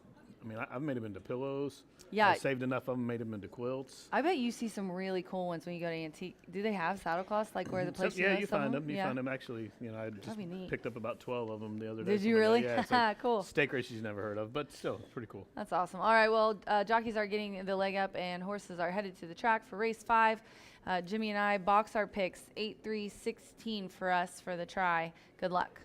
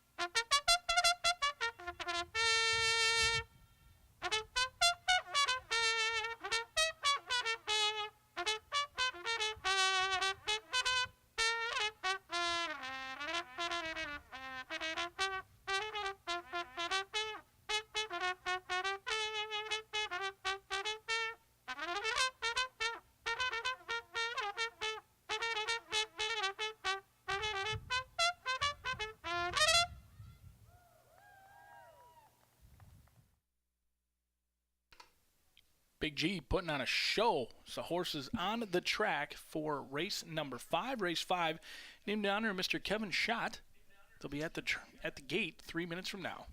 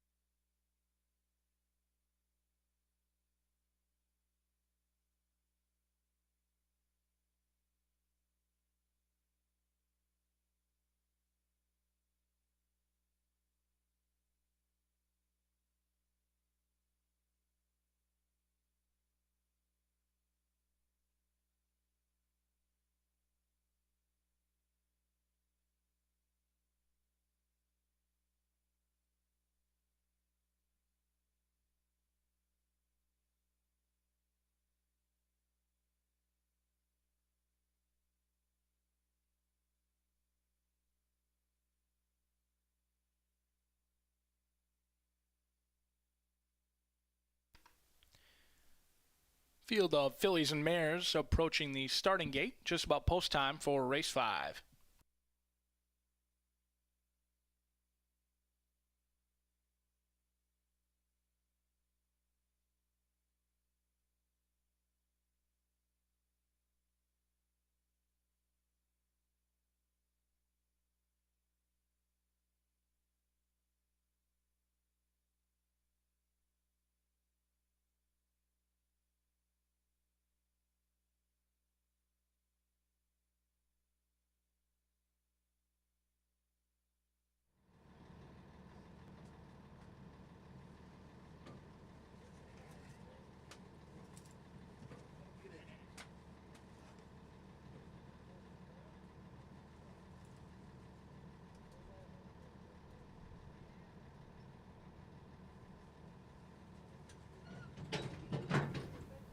Resilient Beauty goes in.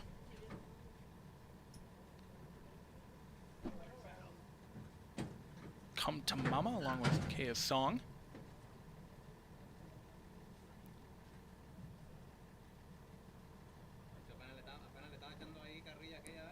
Old Toro favored at 7-5.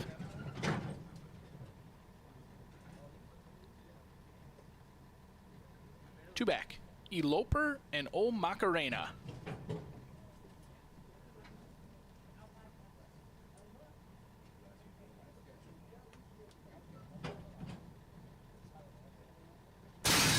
They are off and running as Ucopo asks hard for that lead, but a lot of riders right now want that lead as it's 5 across the track. Ucopo, in between that comes Resilient Beauty, Kaya's Song. It is a mad dash into that first turn. Come to Mama has a half length in front of Resilient Beauty and Eloper in that 3 path as Ucopo, after braking alertly, tucks in 4th. After that comes Kaya's Song along with O Macarena, and Boltoro is in last, but it's a tightly packed group through an opening quarter in 23.25. Come to Mama goes clear from Resilient Beauty, who's dropping back a length behind Eloper and Come to Mama. O Macarena moves up in 3rd as O Macarena under a tight hold from Gavin Ashton sitting in 3rd. Ucopa still riding that rail. Resilient Beauty continues her trend backwards, and now Boltoro is making a wide move along with Eloper as Come to Mama trying to dismiss Eloper, but O Macarena means business, and Come to Mama has been under siege throughout. And here comes O Macarena along with Kaya's Song. Boltoro doing it very widely as Boltoro and Santos Sanger trying to avoid that wide journey, and they're going to look for a split now. They're in tightly. Boltoro full of run but nowhere to go, and Ucopo skims the rail in a paint skimming ride for Sammy Bermudez as Ucopo gets the lead in here from Kaya's Song. Boltoro trying to run them all down late. Does Boltoro have time? Ucopo got a dream trip. Boltoro and Ucopo and Boltoro. Ucopo saved the ride for Sammy Bermudez, and it's a hat trick for Ucopo.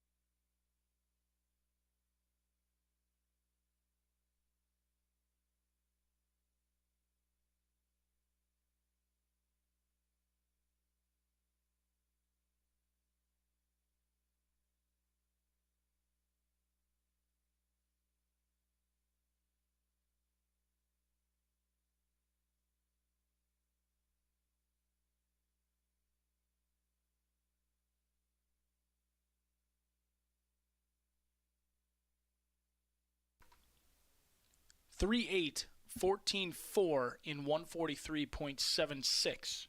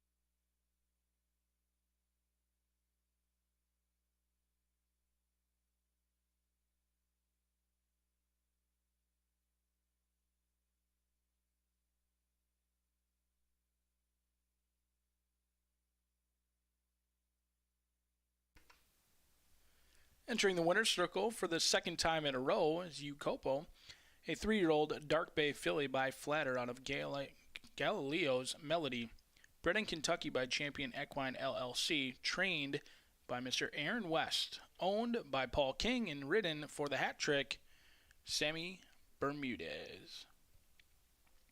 Ucopo, your official winner of race number 5. $1 exacta returns $21.90. 50-cent trifecta, $100.70. Your 10-cent superfecta, $77.74. $1 double, $15. 50-cent pick 3, $65.35. First pick 4 of the day, $367.55. And that early pick 5, $1,810.90.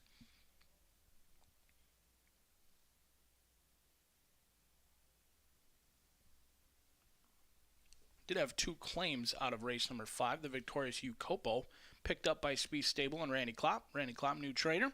And number 4, Come to Mama. Blanca Salazar and Lonnie Hines picks Come to Mama up for new trainer Thomas Medina. The victorious Ucopo headed over to Klopp Stables after winning the 5th.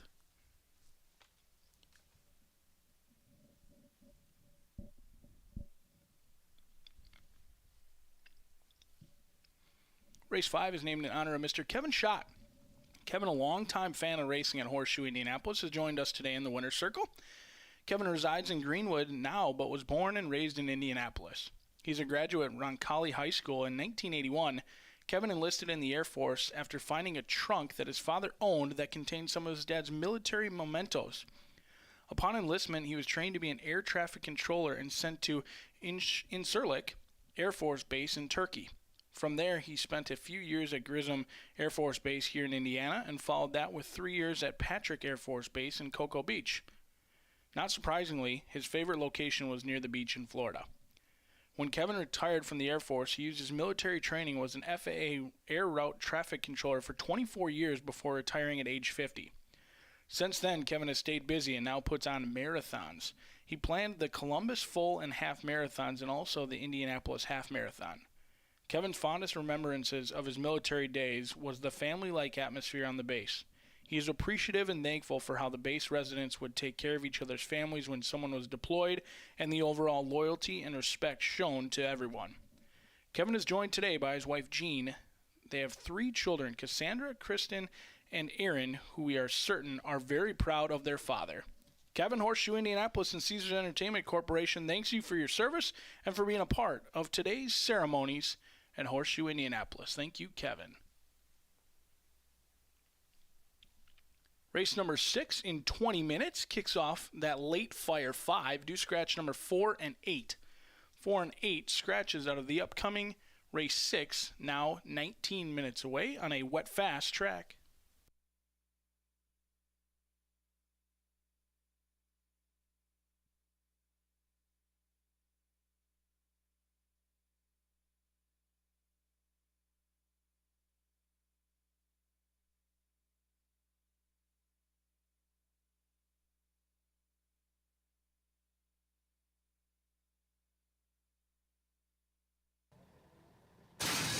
They are off and running as Ucopo asks hard for that lead, but a lot of riders right now want that lead as it's 5 across the track.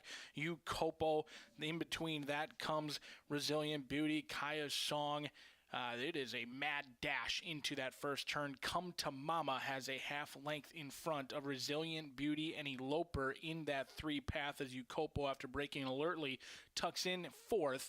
After that comes Kaya's Song along with Oh Macarena, and Boltoro is in last, but it's a tightly packed group through an opening quarter in 23.25. Come to Mama goes clear from Resilient Beauty, who's dropping back a length behind Eloper and Come to Mama. Oh Macarena moves up in 3rd as Oh Macarena under a tight hold from Gavin Ashton sitting in 3rd. Ucopa still riding that rail. Resilient Beauty continues her trend backwards, and now Boltoro is making a wide move along with Eloper as Come to Mama trying to dismiss Eloper, but Oh Macarena means business, and Come to Mama has been under siege throughout. And here comes Oh Macarena along with Kaya's Song. Boltoro doing it very widely as Boltoro and Santos Sanger trying to avoid that wide journey, and they're going to look for a split now. They're in tightly. Boltoro full of run but nowhere to go, and Ucopo skims the rail in a paint skimming ride for Sammy Bermudez as Ucopo gets the lead in here from Kaya's Song. Boltoro trying to run them all down late. Does Boltoro have time? Ucopo got a dream trip. Boltoro and Ucopo and Boltoro. Ucopo saved the ride for Sammy Bermudez, and it's a hat trick for Ucopo.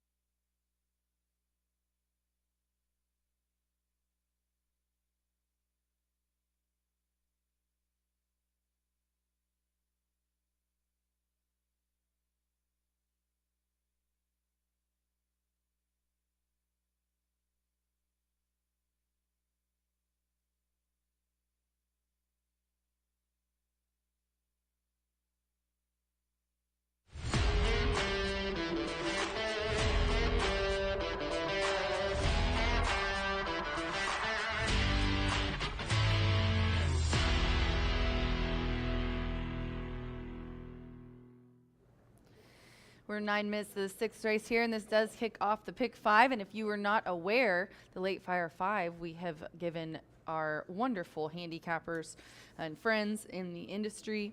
There are 14 of us that got $500 to bet on the pick 5, and all proceeds will go to homeless veterans. So me and Jimmy Mack are going to go over those. So don't freak out. We don't normally give out over $400 tickets, but this is for a good cause. Yeah, it's a good, great cause, and the track was kind enough to put that money up. Like you said, 14 handicappers, so there's somewhere around 7,000 in the pool already just from these tickets. So I checked it a couple of minutes ago. There was already 31,000 in the pool. We're going to go over our tickets, and hopefully we can put you on some winners. Yeah, hopefully we can. Send HVAF a big check. That's what we like to hear. Also, just because we're talking about it, get on X and find my page at Racing Rachel M if you'd like to donate and get a saddle towel. I'm selling those. They're $25 a pop. Let's talk about Jimmy's ticket. We were talking about the sequence. It's challenging. I'll pull mine up and kind of talk about mine as you do yours. But this race, I think we did kind of the same thing here. Yeah, the first couple of legs for me were the legs were I thought were impossible. I'm going to use a bunch in here for budgetary reasons. I cut it down a little bit. I'd like to have all, but I went 1, then 3 through 6, 9, and 10 here, Rachel, to spread out in this opening leg. This is a conditional claimer to go 6 furlongs, and I threw out 1 for Richie. I thought that was a weak race that he won, Yolo Santiago, and then I used the rest. Yep. I put the 2 in. I did 1, 5, 6, and the 2. And then let's go to leg 2, a 3-year-old up starter option claiming for 13.5. Now this was on the turf.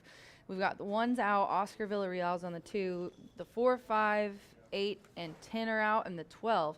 But we still, like you said, have 10 betting don't we? Yeah, in here. Yeah, all 3 of the alsos drew in there, and I didn't like anybody in the race after it got transferred to the dirt, so I'm going to punch the all button. I did not have a strong opinion. When I tried to look at it, I thought there was like 6 horses I could use. If I'm using more than half the field, I'm hitting the all button and going on, especially when I have 500 in the kitty to play with. I couldn't find. I really honestly could not find a single. I went 6, 7, 13, 15, and I wanted to include the 9 in there. Or no, wait, which one? I think it was it was still the 9. I wanted to put Brittany Van Berg in there, and I couldn't. So, let's go to the 8th race. Is that what we're on? Yeah. You and all. We're going to go to the maiden. This is the race I spread the most in because, like I told you earlier, they're 2-year-olds. You never know what's going to happen. Lowers had a win already on the card, and he had a win last week too, a couple of a double on Thursday. So tell us what you think about this 2-year-old maiden. 4 and the 6 are out. Generally, when you want to get paid when you're betting here, the Indiana maiden sired races are the races you want to use as many as you possibly can because that's the races that a lot of people aren't right, and you want to be right when they're wrong. And I went 4 deep, and there was probably a couple more I could have used in here. I used number 2, Gin and Whiskey. The horse is going to probably be an overwhelming favorite. The 3 Imminent Forecast, exiting in that stake event, was second 2 back figures. Lauer's got a first-time starter in here. I'm going to throw in the 5. And then I was between the 9 and 10 for my last throw-in, and I went for the 10 Big Thomas just because I had that most recent bullet work. So I'm going to go 4 deep, 2, 3, 5, 10. How about you?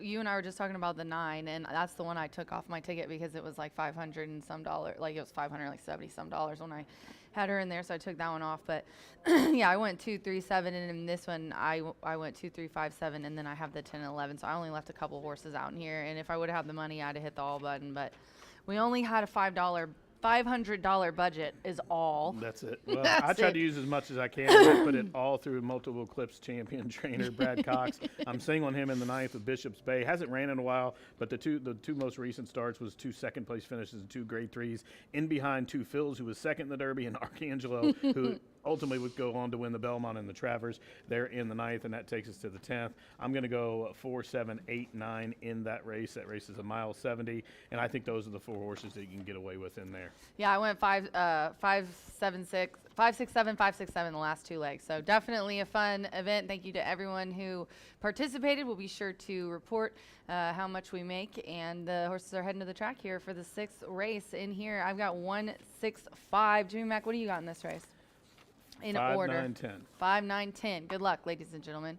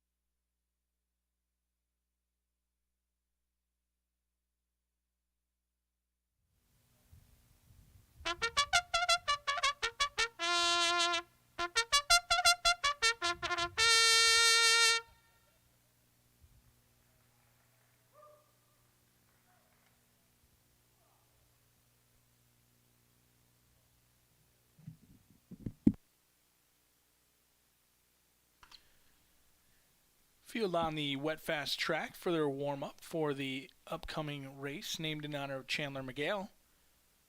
Race number 6 does kick off that late Fire 5. Scratch number 4, Metallic Man, and number 8, Epithium.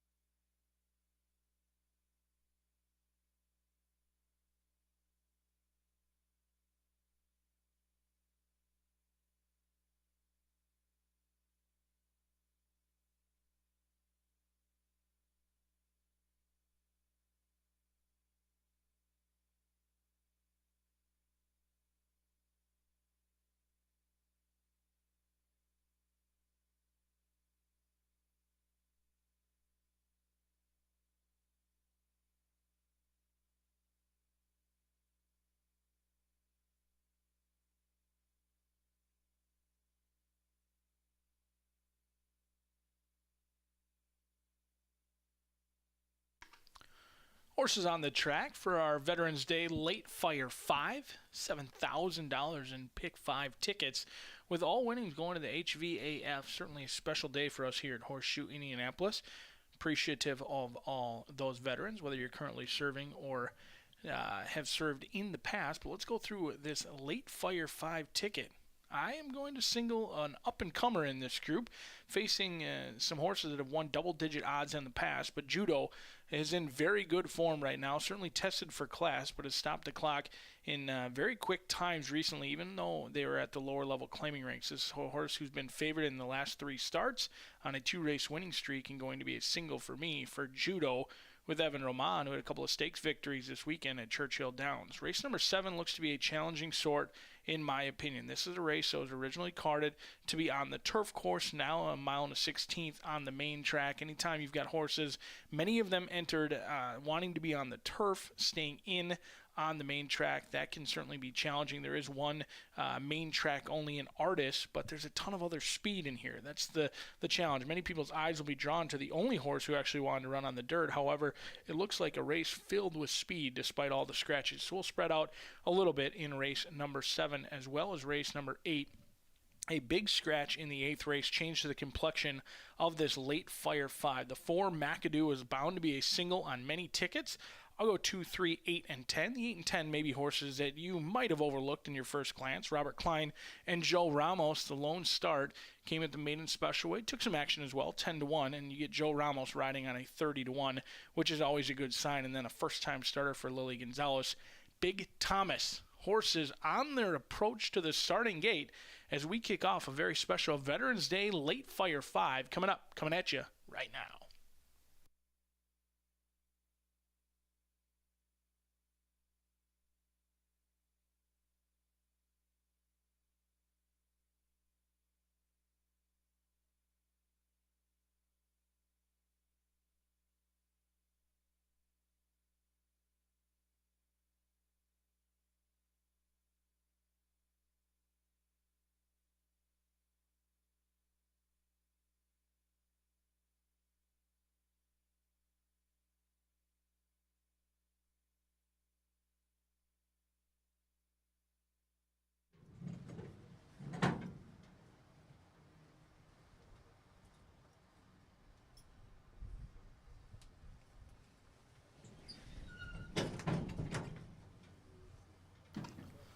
Loading process underway. If you haven't clicked in those Pick 5 tickets, certainly want to do so now. Just a couple of horses back. Tale of Fame next to load at 8-1.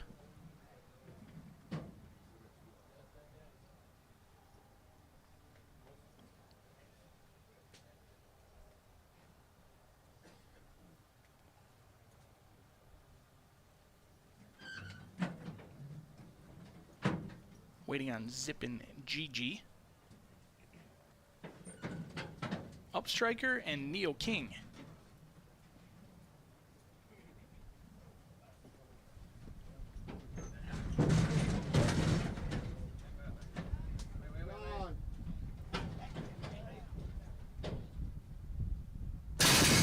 They are off and running in the Chandler McGale Sprint.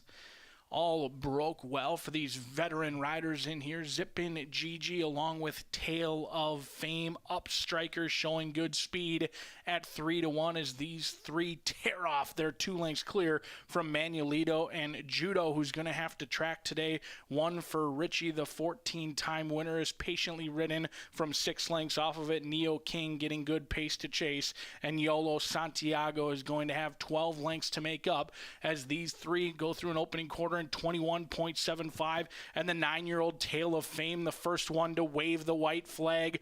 Upstriker with the orange and blue silks doing very well, and Julio Felix and Upstriker trying to give this field the slip. That's it for Zippin' GG. Judo at 7-2 has had pace to chase, and here comes Judo.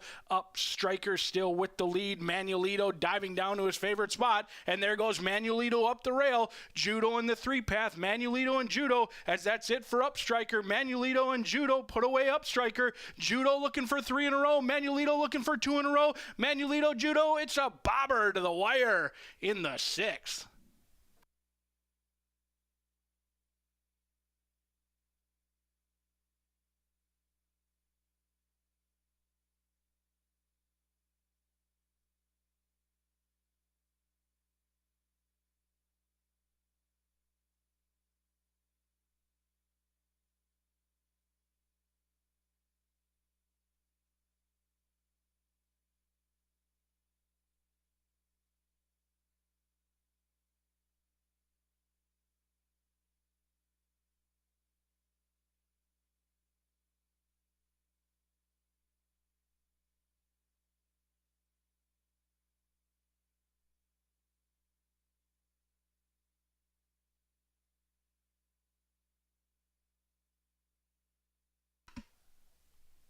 photo required for the Miguel Sprint.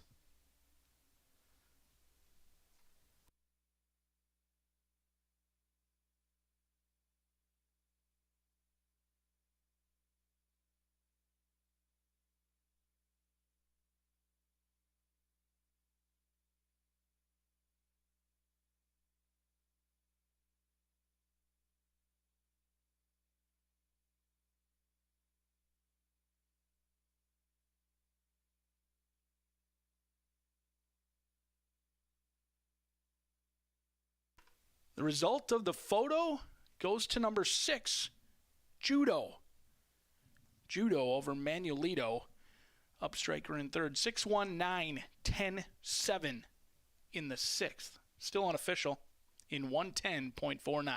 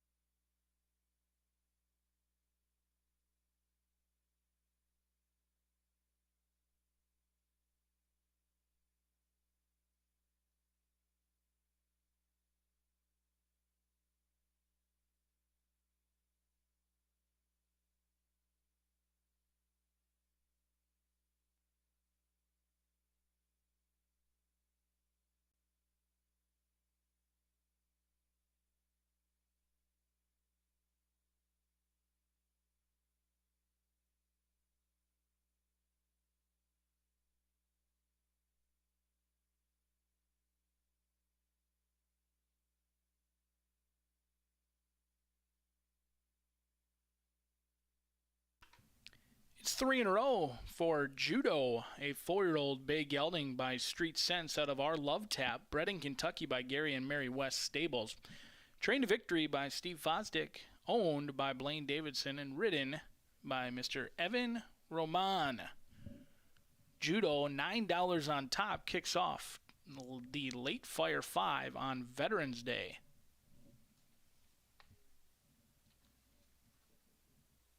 Race 6 is official. $1 exacta, $16.50. 50-cent trifecta, $38.80. 10-cent superfecta, $57.50. $1 double 3-6 returns $46.50. The 50-cent pick 3, which began in race number 4, returns $35.75.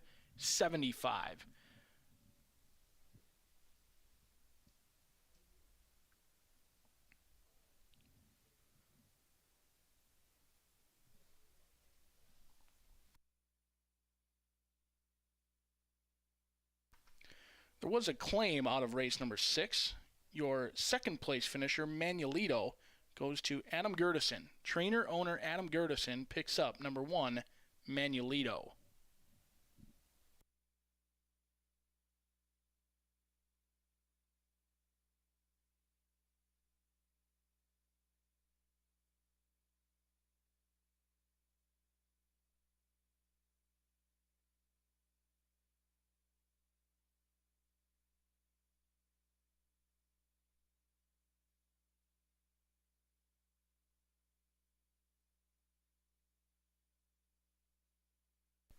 Couple of very special guests join us for race number 6. Chandler McGale and his family and friends have joined us in the winner's circle today. Chandler is a resident of Greenwood, but he's born and raised in Indianapolis. He's a graduate of Southport High School. After graduating from Southport High, Chandler enlisted in the Air Force and went through basic training at Lackland Air Force Base in Bexar County, Texas, where he learned the trade of a firefighter. After basic training, he spent 2 years in Guam and 2.5 years in California. Chandler's grandfather also served in the Air Force, so the military blood runs deep in his family. As mentioned previously, Chandler's training and work responsibilities was a firefighter, an extremely important position in our military. When asked what Chandler remembers most fondly about his military service, he responded, "Making friends that I will have forever, creating that bond of brotherhood and embracing the everyday life as an airman fighting for this country that I love." Well said, Chandler. There are a lot of us that agree with you. After returning to civilian life, Chandler has returned to school where he will be attending Ivy Tech in January with plans of transferring to IU when after that. Chandler is our youngest honoree to date and a young man with a bright future. Chandler, Horseshoe Indianapolis, and Caesars Entertainment Corporation, thanks you for your service. Thanks for joining us today, fellas, for the Chandler McGale Sprint in race number 6, race number 7, coming up now just 19 minutes away.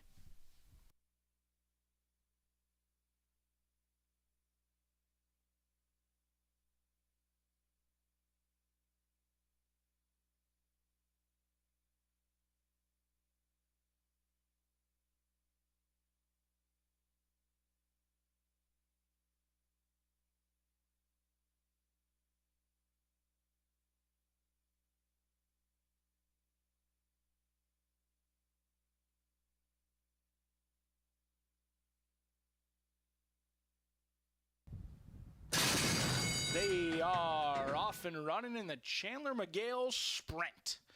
All broke well for these veteran riders in here. Zippin' Gigi along with Tale of Fame. Up Striker showing good speed at 3-1 as these three tear off. They're 2 lengths clear from Manuelito and Judo, who's going to have to track today. 1 for Richie, the 14-time winner, is patiently ridden from 6 lengths off of it. Neo King getting good pace to chase. And Yolo Santiago is going to have 12 lengths to make up as these three go through an opening quarter in 21.75, and the 9-year-old Tale of Fame, the first one to wave the white flag.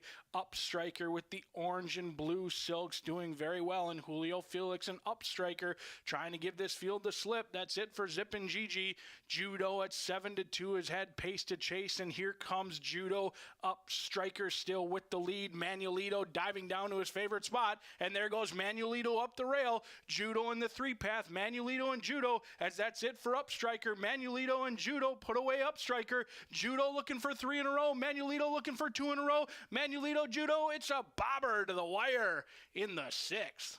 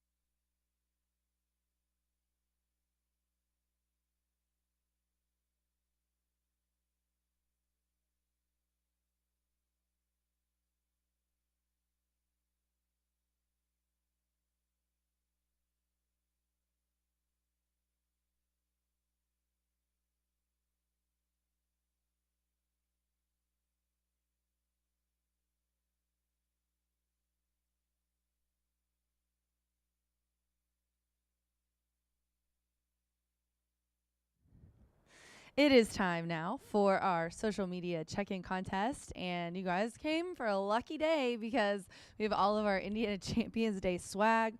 We've got our beautiful Indiana Derby tumblers. These cups are a favorite, and then the hat, which I just love this hat. It has a leather detail on the back.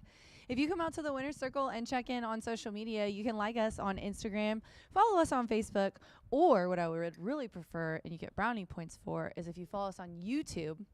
Because we're trying to get our follower count up, you can see all of our replays for free. So come on down to the Winner's Circle where Gino and I will give you some free swag. Good luck.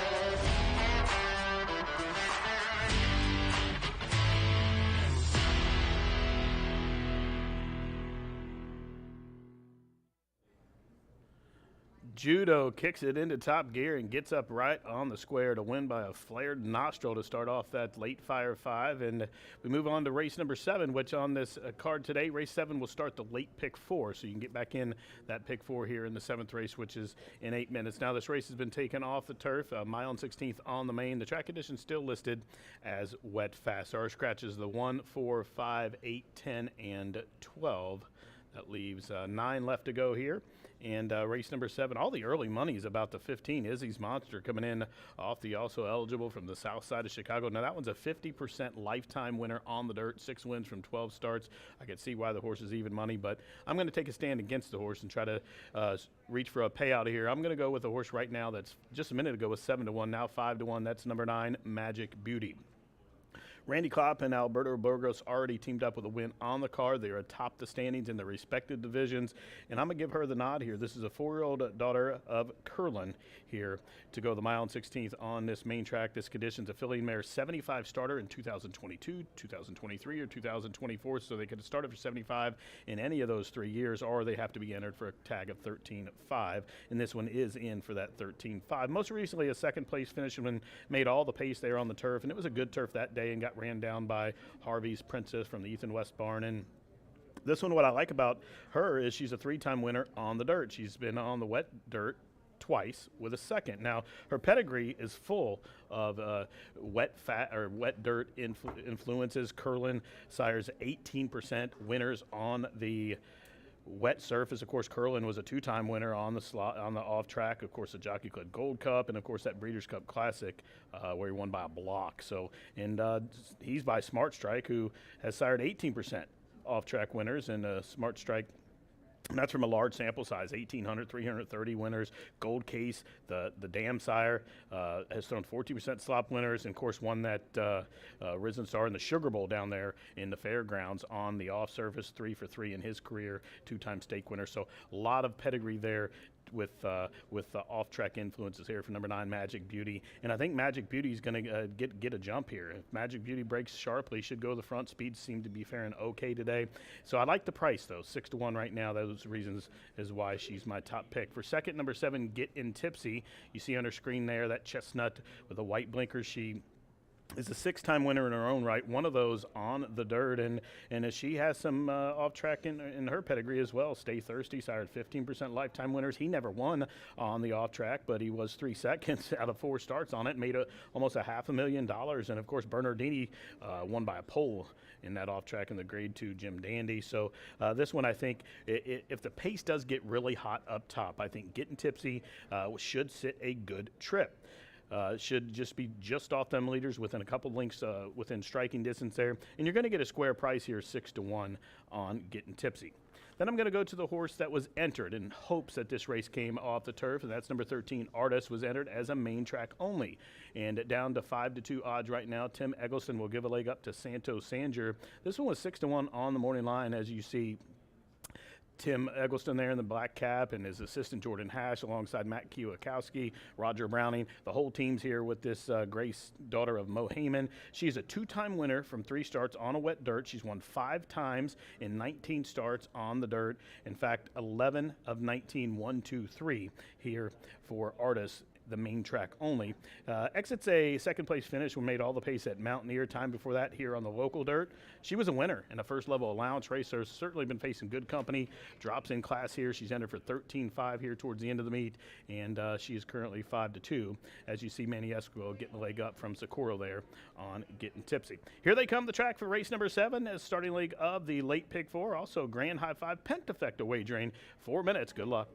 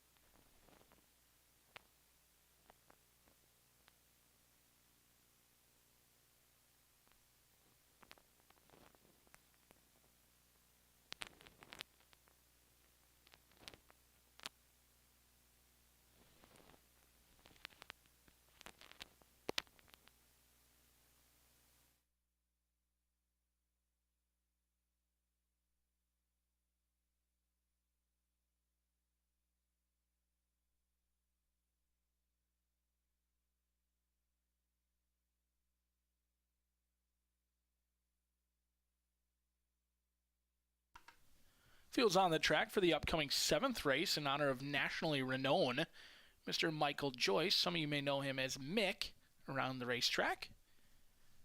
Scratch 1, 4, 5, 8, 10, and 12 out of the upcoming 7th race for Mick. And this kicks off the late pick 4, final pick 4 opportunity of the day on Veterans Day here at Horseshoe Indy.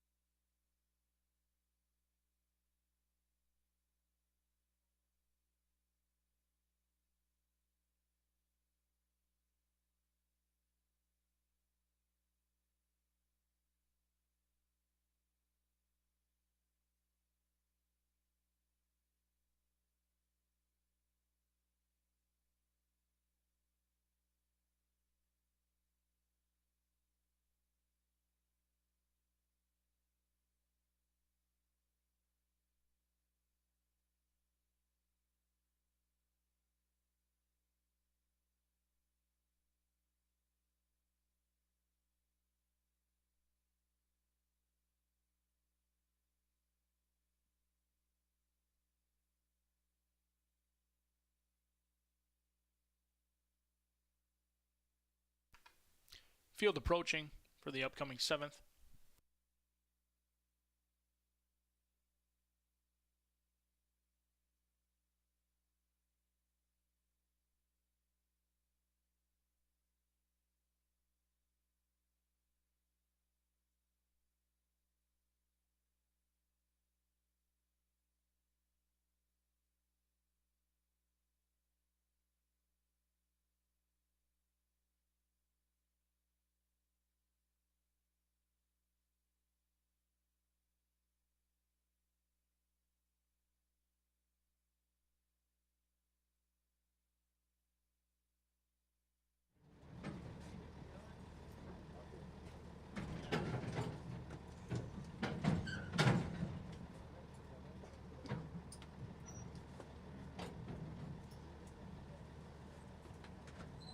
Loading process has begun. Lemon Bomb goes in at 10-1.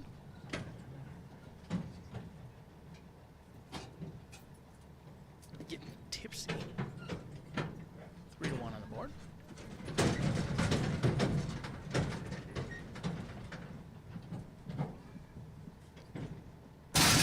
They're underway in the Mick Mile as Magic Beauty broke inward but did break quickly, as did the gray Artist. And Magic Beauty and Artist are 2 lengths clear from getting tipsy into that first turn. Then comes Lucky Anna, and outside of that is Izzy's Monster. Pacific View looking to tuck in down to the 2 path along with Lemon Drop. Behind those come the slow starting Sweet Enchantment and Dance the Day Away, as Magic Beauty wanted to lead more than Artist, as Artist going to have to track today through a quick opening quarter, 23.26, and Magic Beauty a length clear from Artist at 2-1. They're 2 lengths clear from getting tipsy. Then it's Lucky Anna, good to go, 4 lengths out of it. Behind them is Lemon Drop down on the inside of Izzy's Monster, along with Pacific View, and Sweet Enchantment and Dance the Day Away are sitting 12 lengths behind a hot opening half mile.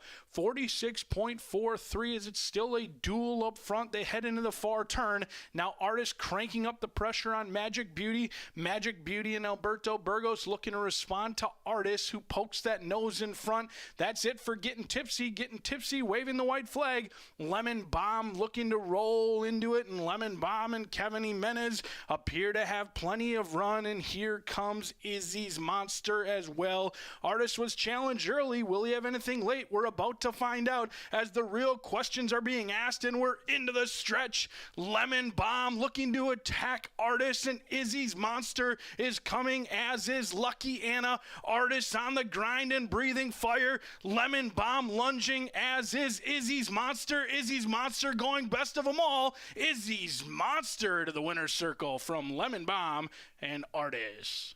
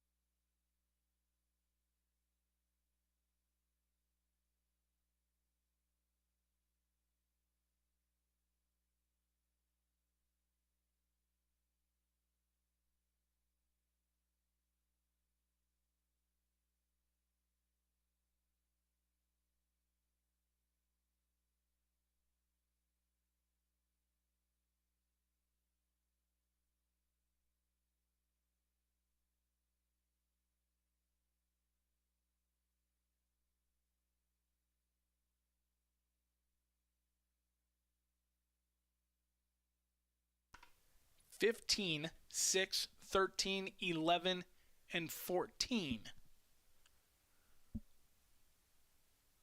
in 146.19.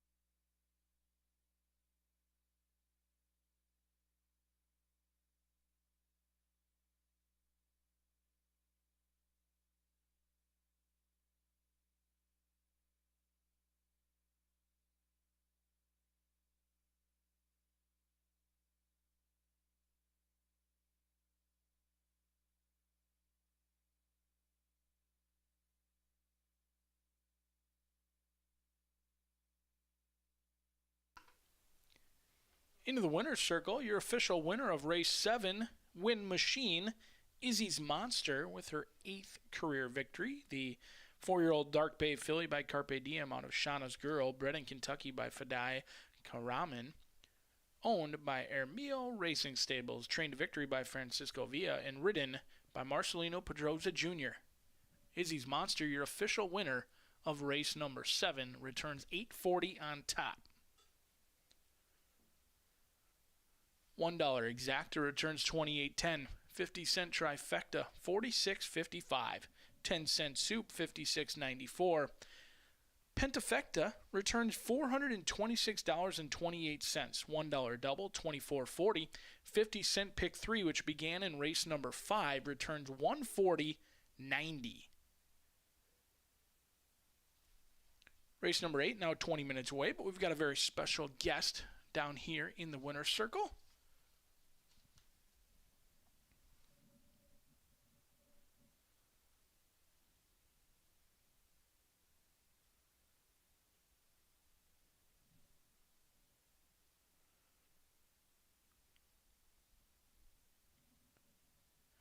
Race 7 was named in honor of Michael Joyce, also known as Mick, one of our favorite online and remote customers. Mick was born and raised in Chicago, Illinois, and still resides there. He attended Lane Tech High School, and upon graduation in 1972, he enrolled in the Air Force, where he served for 4 years. Mick also spent his basic training at Lackland Air Force Base in Texas, and from there was sent to Spain and Ohio. He was in Spain during the reign of the dictator Francisco Franco and had several memorable moments, the most memorable being the time that Franco hung 3 terrorists in Madrid, and the unrest caused many problems at the Air Force Base. Mick was one of the airmen who had to patrol the base for 3 days to ensure the safety of all those located there. His training in the military was in electronics and cryptographics, and when he returned to civilian life, he enrolled in school using the GI Bill and became an electrical engineer. He proudly worked for Sure Electronics for 3 decades before retirement.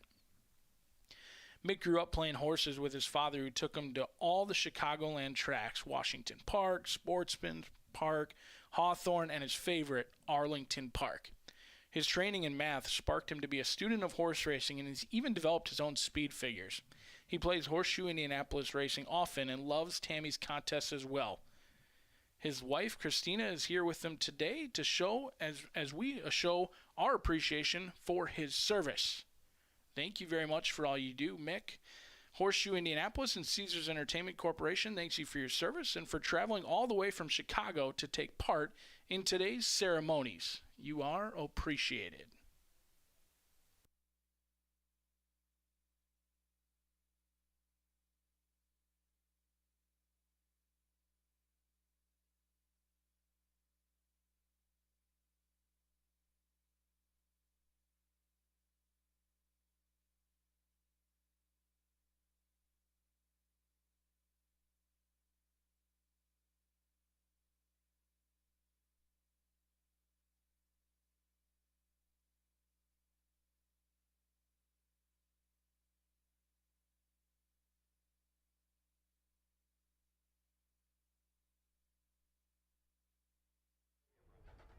We are joined with Ashley from HVAF. Tell everybody quickly just what a wonderful organization you guys have. We came down a while ago, and it's just you guys do such great work. So tell everybody what their wonderful donation money is going to go towards. Yeah, so HVAF stands for Helping Veterans and Families. We're the largest nonprofit provider to homeless veterans in the state of Indiana. We provide housing assistance, basic needs through our food, clothing, and hygiene pantry, employment services, therapy, and free legal services. Our goal is for every veteran that comes to us to achieve self-sufficiency. Well, thank you so much for being here. And on top of this, we've been selling blankets, so I've got more money for you as well to give you. So if you guys want to buy a saddle towel that is going to be all the proceeds donated to the HVAF, just go to my X account or Twitter, and you can message me, and we're selling them for $25 a piece. So congratulations on everyone, and Mick and all of our veterans. We've got a couple more, though, so stick around.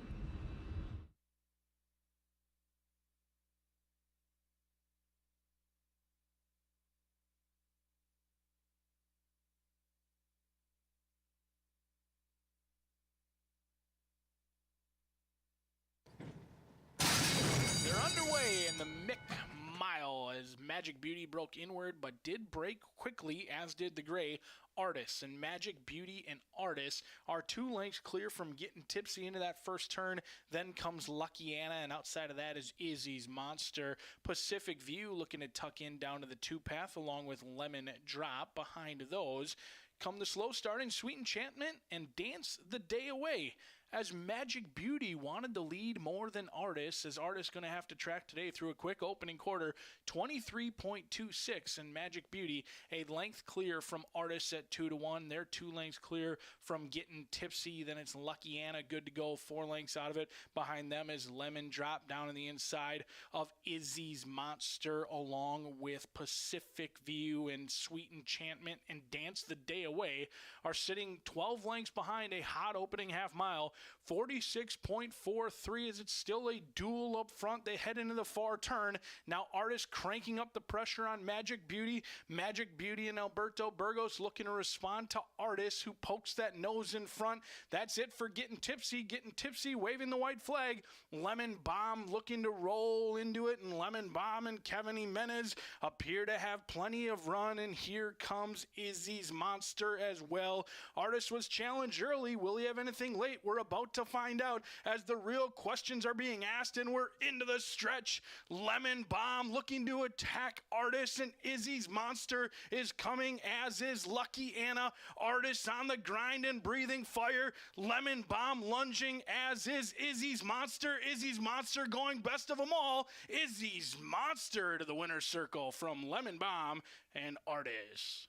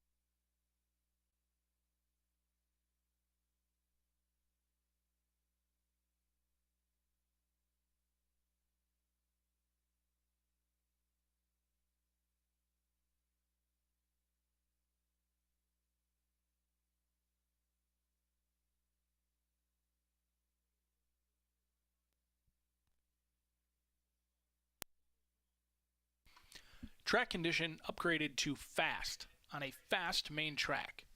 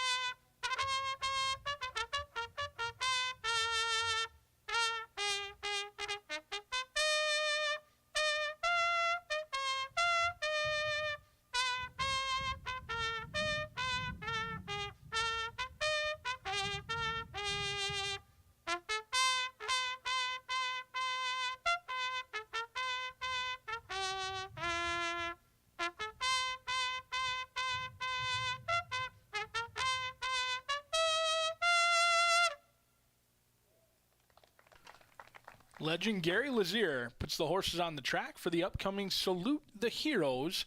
Race 8 will be at the gate 2 minutes from now.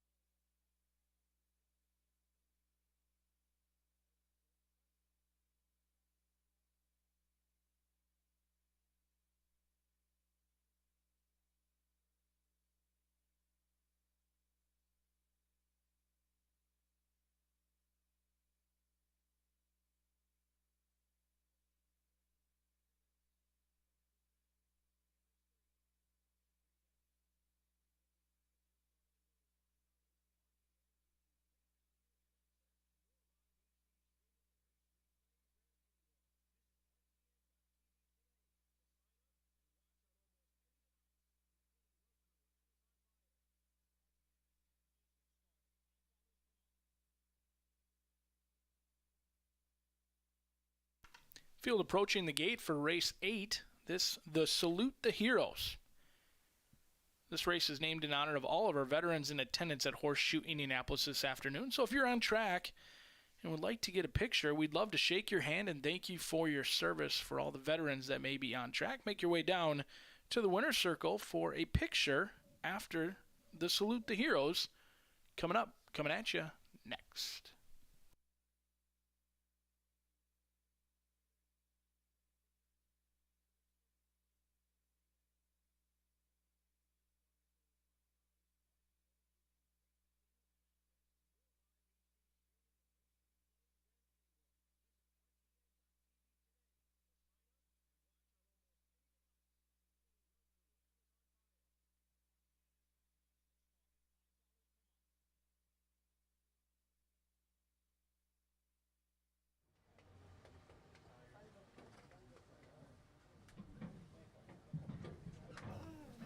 Loading process has commenced.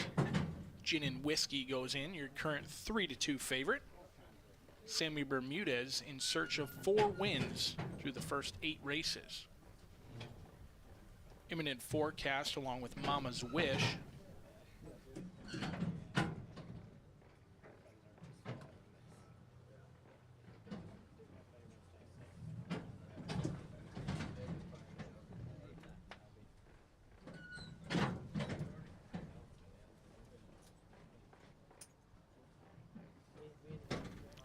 Last to load will be Mackey.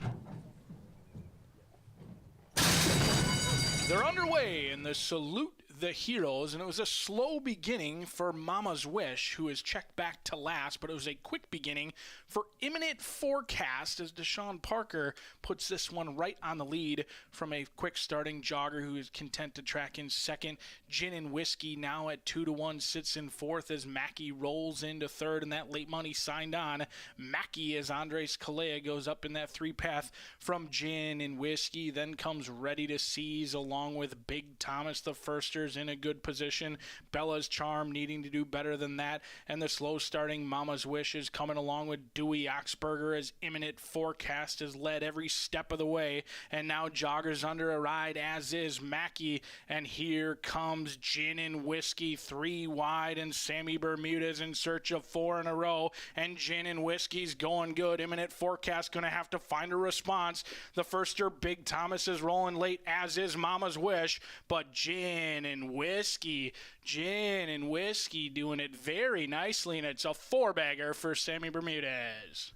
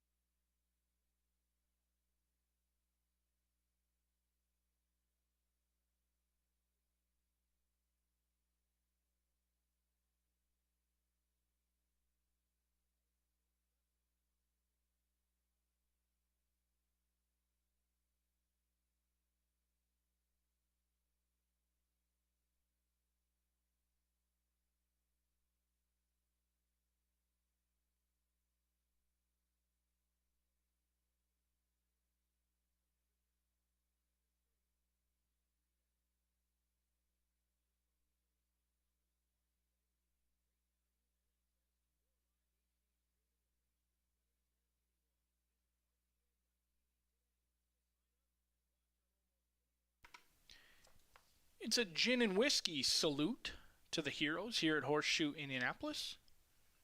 Gin and Whiskey gets the job done. We did have a dead heat for second. Imminent Forecast and Ready to Seize will share second place. 2, 3, 2, 5, 9, and 10 in the Salute the Heroes. A dead heat for second behind Gin and Whiskey.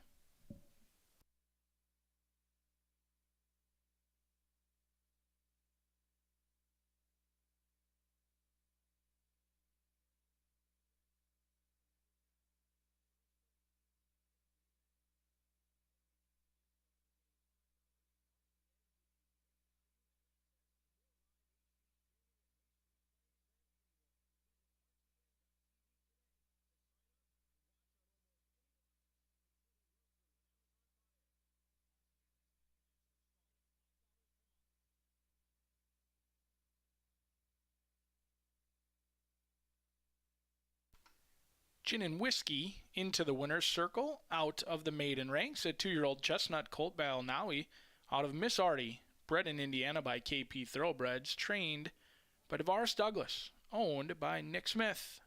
Ridden to victory for the 4th win of the day, Sammy Bermudez.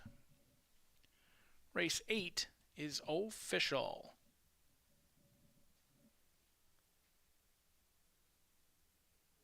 $1 exacta returns $5.10 as well as $13.40. 50-cent trifecta $2.35, $11.70, $2.53, $17.20. 10-cent superfecta $23.31, $39.55. That 10-cent pentafecta, 2 payouts for both pentafectas with that dead heat. One returns $42.75, the other $48.86. $1 double, 15 and 2, $11.80. 50-cent pick 3, which began in race number 6, returns $30.50. If you're a veteran, feel free to make your way into that winner's circle as we salute the heroes here at Horseshoe Indianapolis.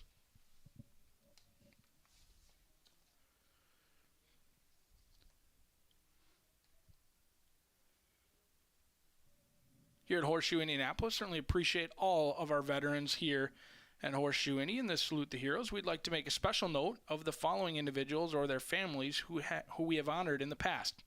Shane Christ, Robert Denny, Elmer DeWitt, John C. Dooley, Morris Jack Elmore, Alan D. Hellstrom, Michael Haynes, J.R. Jackson, Henry Jacoby, Norbert Coors, Jason Norris, Robert Padigo, Donald Shane, Christine Schultz, Greg Tinsley, Louis Treyfry, Bronson White, and Mike White.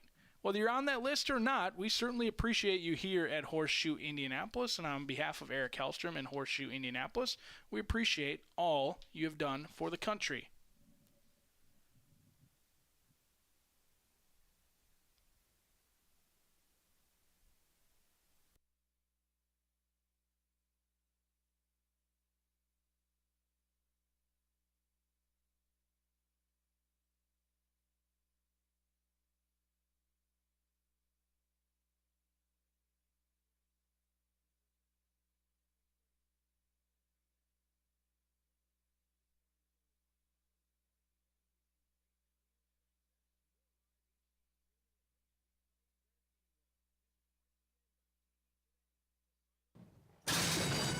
They're underway in the Salute the Heroes, and it was a slow beginning for Mama's Wish, who is checked back to last, but it was a quick beginning for Imminent Forecast as Deshaun Parker puts this one right on the lead from a quick starting jogger who is content to track in second. Gin and Whiskey now at 2-1 sits in fourth as Mackey rolls into third, and that late money signed on. Mackey as Andres Calea goes up in that 3-path from Gin and Whiskey, then comes Ready to Seize along with Big Thomas the Firsters in a good position. Bella's Charm needing to do better than that, and the slow starting Mama's Wish is coming along with Dewey Oxberger as Imminent Forecast has led every step of the way, and now joggers under a ride, as is Mackey, and here comes Gin and Whiskey 3 wide, and Sammy Bermudez in search of 4 in a row, and Gin and Whiskey's going good. Imminent Forecast going to have to find a response. The firster Big Thomas is rolling late, as is Mama's Wish, but Gin and Whiskey doing it very nicely, and it's a 4-bagger for Sammy Bermudez.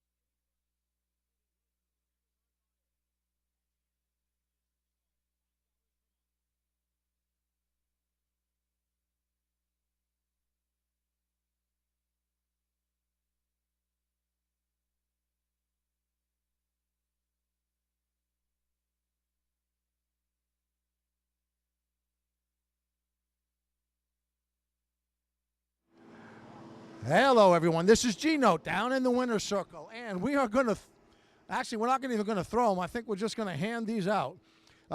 We are going to hand out T-shirts. I would like to say be careful for the children, but there's no children. So be careful for the older adults, because we love our older adults as much as you. So we are throwing in 3, 2, 1.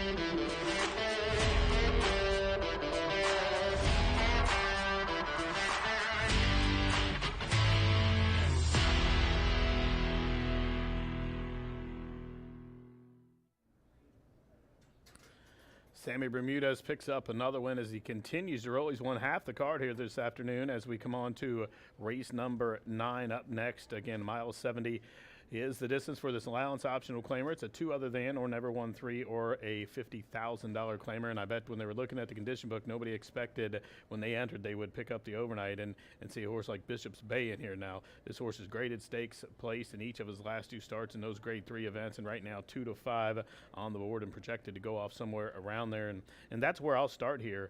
Bishop's Bay. I liked him when the track was still wet, but now they're a fast track. I love him. Bishop's Bay is, like I said, exiting that second place finish in the Ohio Derby, the grade 3. Now, he hasn't raced since the previous year. That was June of 2023, and was second in behind Two Phils, who in his previous start was the second place finisher in the Kentucky Derby. And time before that, Arcangelo, Regina Antonucci, was the winner of the Peter Pan there at Belmont. That one went on to win the Belmont and Travers in the subsequent start, and Bishop's Bay just got beat, just got out-bobbed by him, went out there making the pace throughout that day. And in his first 2 efforts in New Orleans, he was a winner. So he's only raced 4 times, 2 wins, 2 seconds, and appears to be ready to go. You'll see on the work tab he's been working out exclusively here since switching from his Louisville base in late September, and owns 3 bullet workouts dating back to October 2nd, where he bulleted a 5/8 drill, then followed that up with another bullet drill.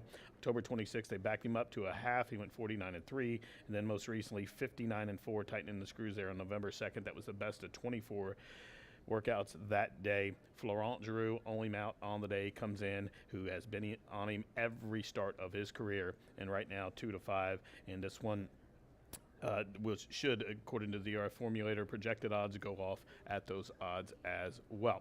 Now, breaking to the far outside, number 9, Our Dream Ride. This one comes to the barn of Billy Stinson. Indiana's own Rodney Prescott, Jay County native, Portland, Indiana native, picks up the call here as Edgar Morales is not here this afternoon, and Rodney picks up the mount as you see Billy there putting some last-minute adjustments on those green blinkers. And this one's a 2-time winner from 20 starts. It's 1 win on the dirt, and best race on the form for me, probably, if you can repeat that effort at Ellis, where that race was rained off the turf there on July 4th, was second, beaten 5 lengths, and followed that up with a dismal performance in the dirt, then back third on the turf, most recently 5th for the tag. But this one's going to get some pace to chase. I think if somebody takes it to Bishop's Bay or Jace's Road, I think may even be out there. Of course, Midnight West has to go. Hydro Foss certainly has to go from the inside. This one's going to draw to the outside, should be able to tuck in, save a little ground onto the run the first turn, and maybe come running for a big price. Right now, 35-1 on Our Dream Ride for Billy Stinson and Nathan Hayden. Same connections, of course, of Hear My Song. Now, for third, I'm going to go for number 6, Jace's Road. This is the other Brad Cox, and this one, much more value in this one right now, 5-2, 2.5-1. Now, down from those 10-1 morning lines, we do have a couple of scratches. Of course, the 3's out. And Latigo, who was 8-5 on the morning line, we lose a lot of points there. Latigo is entered back in a sprint race later on in the meet here. But Jace's Road just missed at this level in his most recent start, where he made all the pace and just got out-knotted there by Rambo Approved. Now, that was the second start off the shelf where he hadn't ran since the Kentucky Derby when he debuted at Saratoga this year on August 24th, and just kind of ran around there and did get beat 21 lengths, beat a horse though, but made a little move, then flattened out, but came here to Horseshoe Indy and just missed in that most recent start, and currently right now 3-1 as we're about to get riders up orders here for race number 9. It starts a pick 3 on races 9, 10, and 11. We'll send it out to the man of the hour. We honor this race for him. Here's G-Note to bring him out for race number 9. Good luck.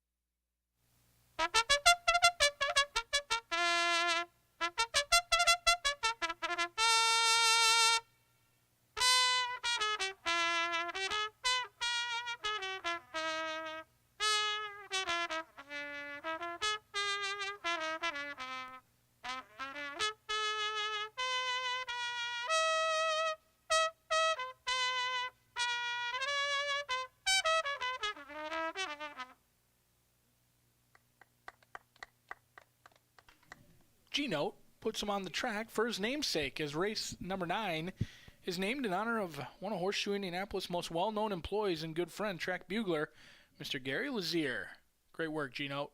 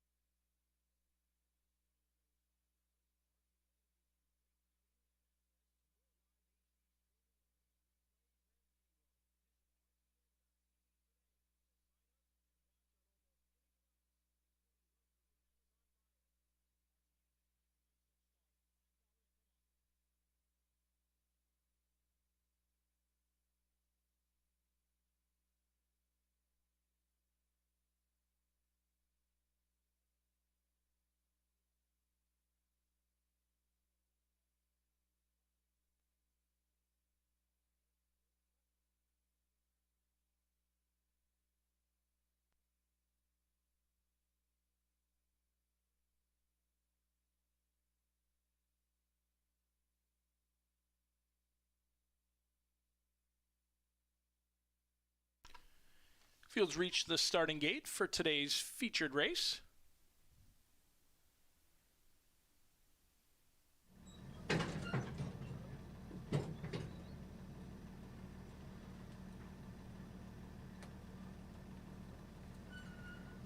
Feature of the day, named after the most well-known employee here at Horseshoe Indianapolis, track bugler Gary Lazier, as Midnight West goes in with Hydro Frost.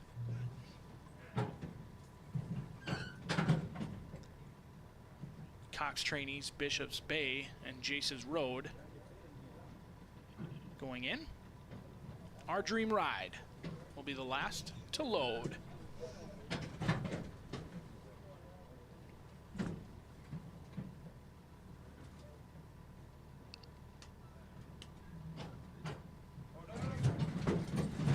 Hydro Frost acting up.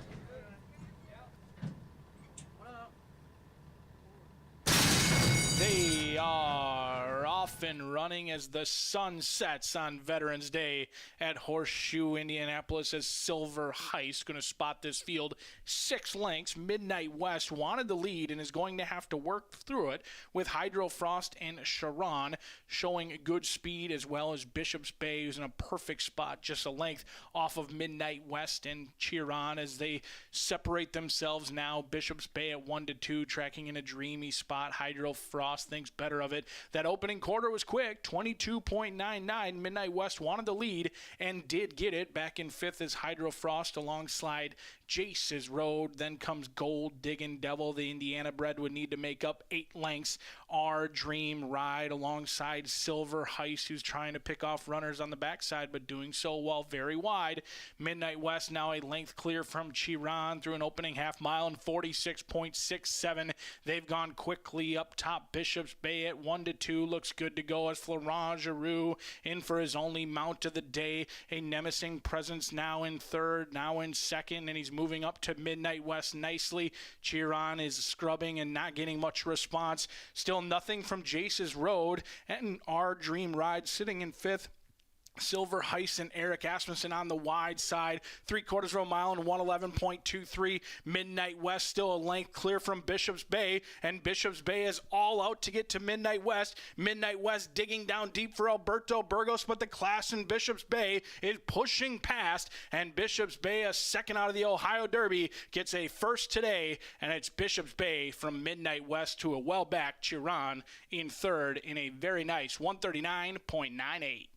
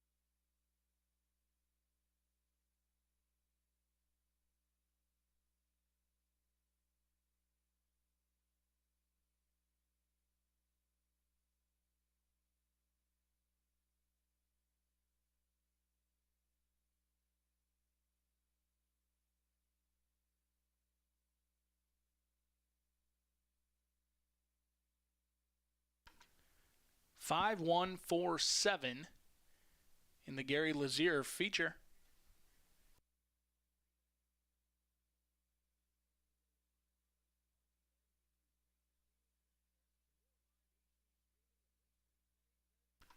Our Dream Ride gets up for 5th for those Pentafecta players.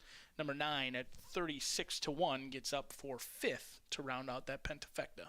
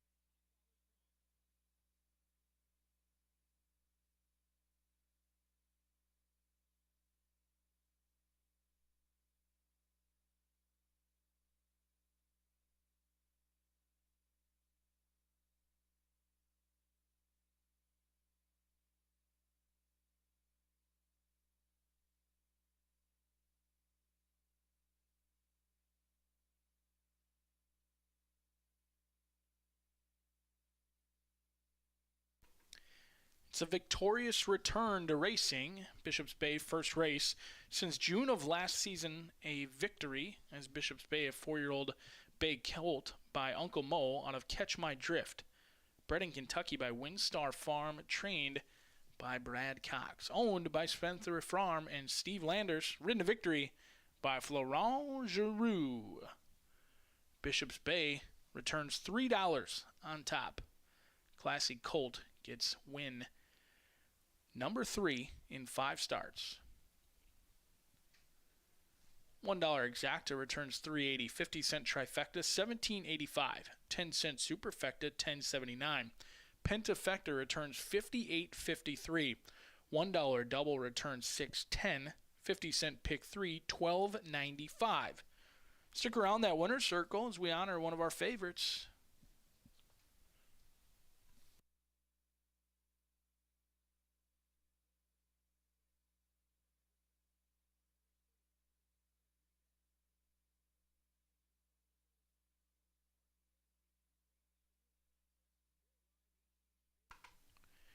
Race number 9 is named in honor of our track bugler, Gary Lazier. Gary was born in Whitensville, Massachusetts, and finished high school at Sutton Memorial in Sutton, Massachusetts. He enlisted in the Marine Corps, spent basic training at Parris Island, South Carolina, and spent 20 years in some capacity of service to our country. During those years, Gary saw many locales around the U.S. at the world, including the Naval Amphibious Base in Virginia, the 2nd Marine Division at Camp Lejeune in North Carolina, the 2nd Marine Air Wing in Cherry Pit, North Carolina, the 8th Marines in New Orleans, the Fleet Pacific in Hawaii, and Okinawa, Japan. Gary has military service in his friends, as 2 of his brothers also served in the U.S. Army. While in the service, Gary was a .50 caliber machine gunner and a drum major and trumpet player. When asked what he recalls of his best days in the Marines, he said he visited 13 different countries, performed for 4 presidents, performed with Frank Sinatra, met Brooke Shields, Kirk Douglas, Martin Sheen, and many others. Gary's full-time job now in credit collection for the Duro Juvenile Group in Columbus, Indiana. But let's face it, he's the most well-known as the bugler extraordinaire here at Horseshoe Indianapolis. Gary and his wife Judy have 1 son, Brian. Gary, Horseshoe Indianapolis and Caesars Entertainment Corporation, thank you for your service, and thanks for being an amazing part of our team here at Horseshoe Indy.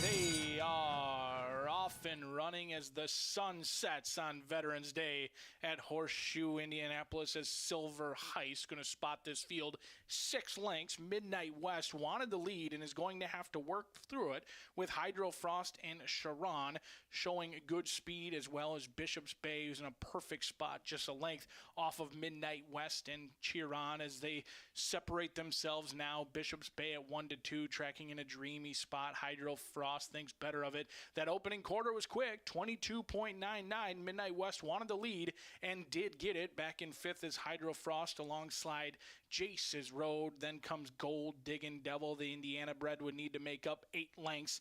Our Dream Ride alongside Silver Heist, who's trying to pick off runners on the backside, but doing so while very wide. Midnight West now a length clear from Chiron through an opening half mile in 46.67. They've gone quickly up top. Bishop's Bay at 1-2 looks good good to go as Florent Giroux in for his only mount of the day. A Nemising presence now in third, now in second, and he's moving up to Midnight West nicely. Chiron is scrubbing and not getting much response. Still nothing from Jace's Road, and our Dream Ride sitting in fifth. Silver Heist and Eric Asmussen on the wide side. 3/4 of a mile and 111.23. Midnight West still a length clear from Bishop's Bay, and Bishop's Bay is all out to get to Midnight West. Midnight West digging down deep for Alberto Burgos, but the class in Bishop's Bay is pushing past, and Bishop's Bay, a second out of the Ohio Derby, gets a first today, and it's Bishop's Bay from Midnight West to a well-backed Chiron in third in a very nice 139.98.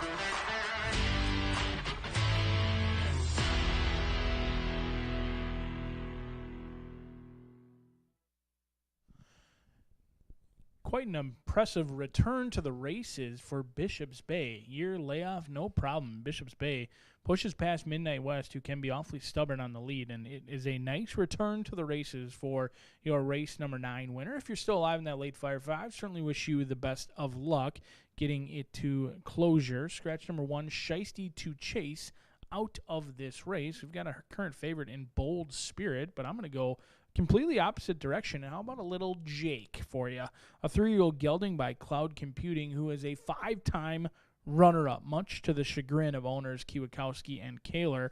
Little Jake has looked like a winner on numerous occasions, but he's got a little artist in him recently. He holds the lead to the top of the lane and then gives it up late. His lone victory, though, he battled gamely with Chocolate Moose, who's also in this spot. Little Jake has shown the ability to either track or go to the lead. He will patiently rate if asked to do so. He goes turf to dirt in here. Santos Chandra looking for another win for Tim Eggleston in here with Little Jake looking for win number 2 in start number 9, but we're going to have to get past those pesky second-place finishes, hopefully not a 6th, second in only 9 starts. 2-1 on Little Jake, but 7, 8, and 9 for me. Chisel hasn't been seen in a long time, but Randy Klopp has proven he can win races all sorts of way. Today he had a winner already. First start off the Claim. This one, Chisel, hasn't been seen since September 11th. Fitting that he comes back on Veterans Day after last out on September 11th. Randy Klopp owns and partially trains this 4-year-old who's a one-time winner from 15 starts. That lone win did come last year. Hasn't been seen since September 11th. Now goes turf to dirt, but he does get Joe Ramos in the saddle, which is always a good sign. Burgos, Roman, and Ramos have picked up plenty of winners for these Randy Klopp trainees, and they can be cranked and ready to go off the layoff. Do not be fooled by the works or lack of works with Klopp trainees. They are usually ready to rock and roll, or they don't make it to the starting gate. That 36-2, 3 furlongs, the lone work on the tab since that last race. We'll see if the gray can get the job done. A very juicy price, 7-1 on the board. Follow the tote board, though, because DRS projections have this one hovering down right around 9-2, right around that morning line professional odds of 4-1. But the 9 is Chocolate Moose. And if I think highly of Little Jake, I almost somewhat have to think Chocolate Moose is in with a big chance. Alberto Burgos and Randy Klopp looking to keep their names atop their respective standings. A one-time winner from 9 starts. That lone win did come last time on the main track, September 23rd, in which they broke alertly, showed the way, and stepped away at the top of the lane and never looked like a loser, although it was expected. They were bet down to 2-5. A horse who typically takes action has gone off favored in 2 out of his last 3 starts. Didn't get any love at the wagering windows October 16th on the turf course, in which he went off at 12-1. Sat in a good spot just off Little Jake and Revs Meadow, but those two never stopped, and Chocolate Moose never closed in. We'll see if they can get the job done. For the Klopp gang in here, is they've got 2, both the 8 and the 9, but right now the 2 vying for your attention are Little Jake, along with your inside runner, who's taking a big jump up in class, Bold Spirit. A lot of love at those windows right now for Bold Spirit, looking to make it 2 in a row, jumping up to the allowance ranks after a good win at the $5,000 claiming ranks. That's it for our thoroughbred portion of the card. Martha will take you through our last and final quarter horse race of the day on Veterans Day here at Horseshoe Indianapolis.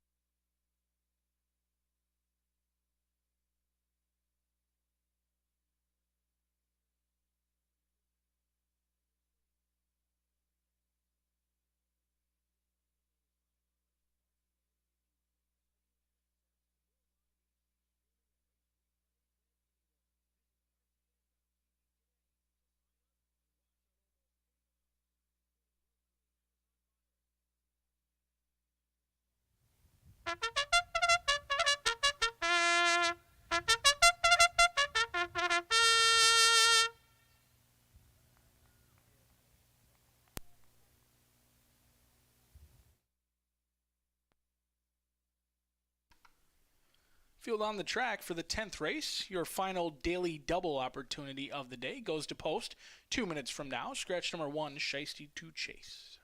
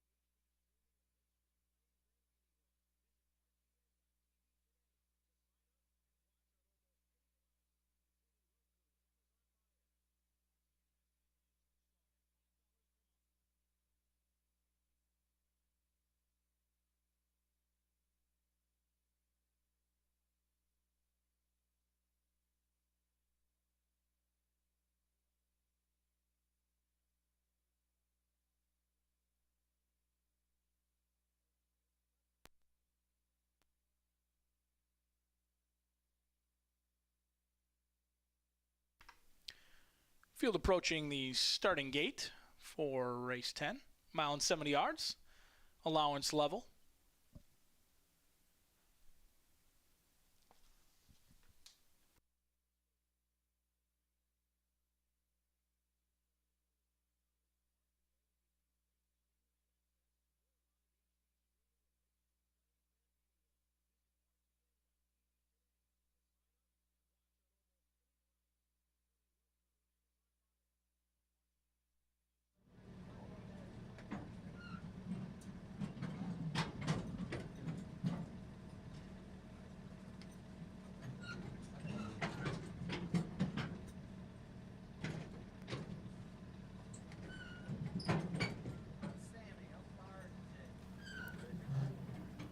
Waiting on Reiteration and Chocolate Mousse.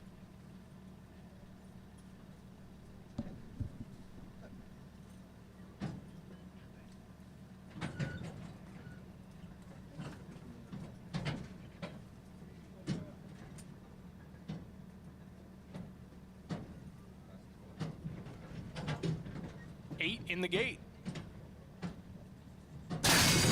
They're off and running under the lights here at Horseshoe Indianapolis. Starter caught him in a perfect line as Santos Sandra and Little Jake go looking for that lead, as does Bold Spirit, as Manny Esquivel thinking the same thing, and Little Jake going to track in the two path after that. Mike Cyclone sitting in third. Chocolate Mousse is good to go in fourth.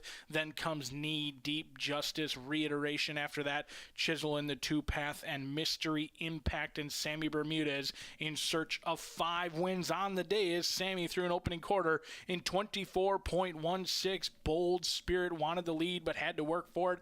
Little Jake tracking and pulling on Santos Sandra's. Little Jake wants to attack now, and he refuses to settle down, as Bold Spirit and Little Jake now put 2 lengths clear on Chocolate Mousse. Mike Cyclone in fourth at 18-1. Then comes Knee Deep Justice. Chisel the Gray is picking off runners one by one, as is Mystery Impact, and in last comes Reiteration through a half mile in a contested 48.20. Bold Spirit the first to come under a ride as Little Jake goes looking for the lead. Chocolate Mousse has cut that margin from 3 lengths to 2 lengths to right up to the throat lash of these embattled leaders, and Chocolate Mousse 3 wide looking to get on terms with Little Jake. Bold Spirit asked for his best run early, and Chocolate Mousse goes to the lead. Chocolate Mousse says thank you very much, and Little Jake trying to repel that one. Rolling into third is Mike Cyclone, as is Chisel. Chocolate Mousse is sweet today, and Chocolate Mousse reports to the winner's circle from a game Little Jake, but this game was just for second, as this one's all about Chocolate Mousse.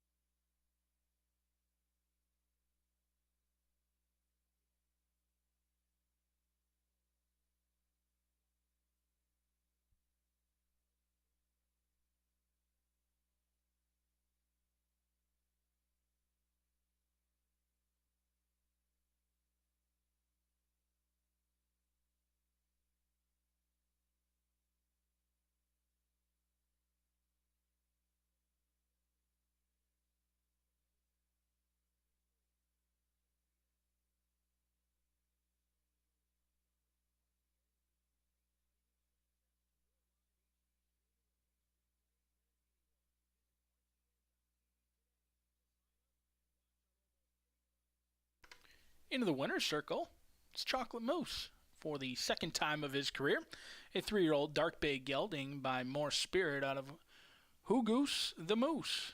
Bred in Indiana by Christine Kegel. Trained by our leading trainer, Randy Klopp. Ridden by our leading rider, Alberto Burgos. And owned by Miss Liz Klopp. Chocolate Mousse puts a stamp on the thoroughbred portion of the card as race 10 now official. $1 exacta returns $12.30. 50-cent trifecta, $9.72, $19.25. 10-cent superfecta, $10.37. Pentafecta, $71.19. Your $1 double, $16.90. 50-cent pick 3, $18.85. Final pick 4 of the evening returns $82.80. The Veterans Day Late Fire 5 returns $397.10. Race number 11. Coming up 17 minutes from now, Martha will take you through the 350-yard sprint. Scratch the also eligibles 11, 12, 13, and 14 out of the upcoming 11th Under the Lights.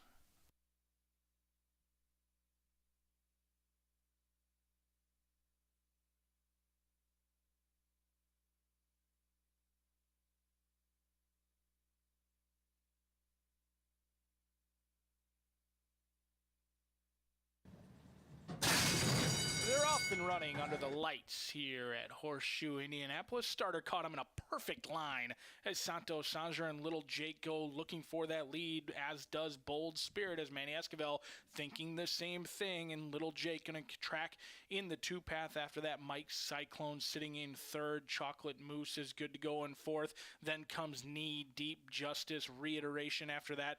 Chisel in the 2-path, and Mystery Impact and Sammy Bermudez in search of 5 wins on the day, as Sammy threw an opening quarter in 24.16. Bold Spirit wanted the lead but had to work for it.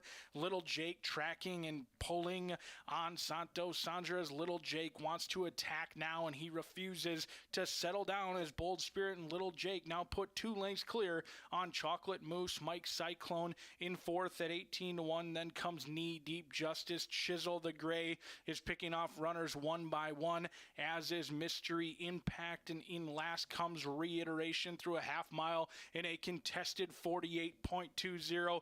Bold Spirit the first to come under a ride as Little Jake goes looking for the lead. Chocolate Mousse has cut that margin from 3 lengths to 2 lengths to right up to the throat lash of these embattled leaders, and Chocolate Mousse 3 wide looking to get on terms with Little Jake. Bold Spirit asked for his best run early, and Chocolate Mousse goes to the lead. Chocolate Mousse says thank you very much, and Little Jake trying to repel that one. Rolling into third is Mike Cyclone, as is Chisel. Chocolate Mousse is sweet today, and Chocolate Mousse reports to the winner's circle from a game Little Jake, but this game was just for second, as this one's all about Chocolate Mousse.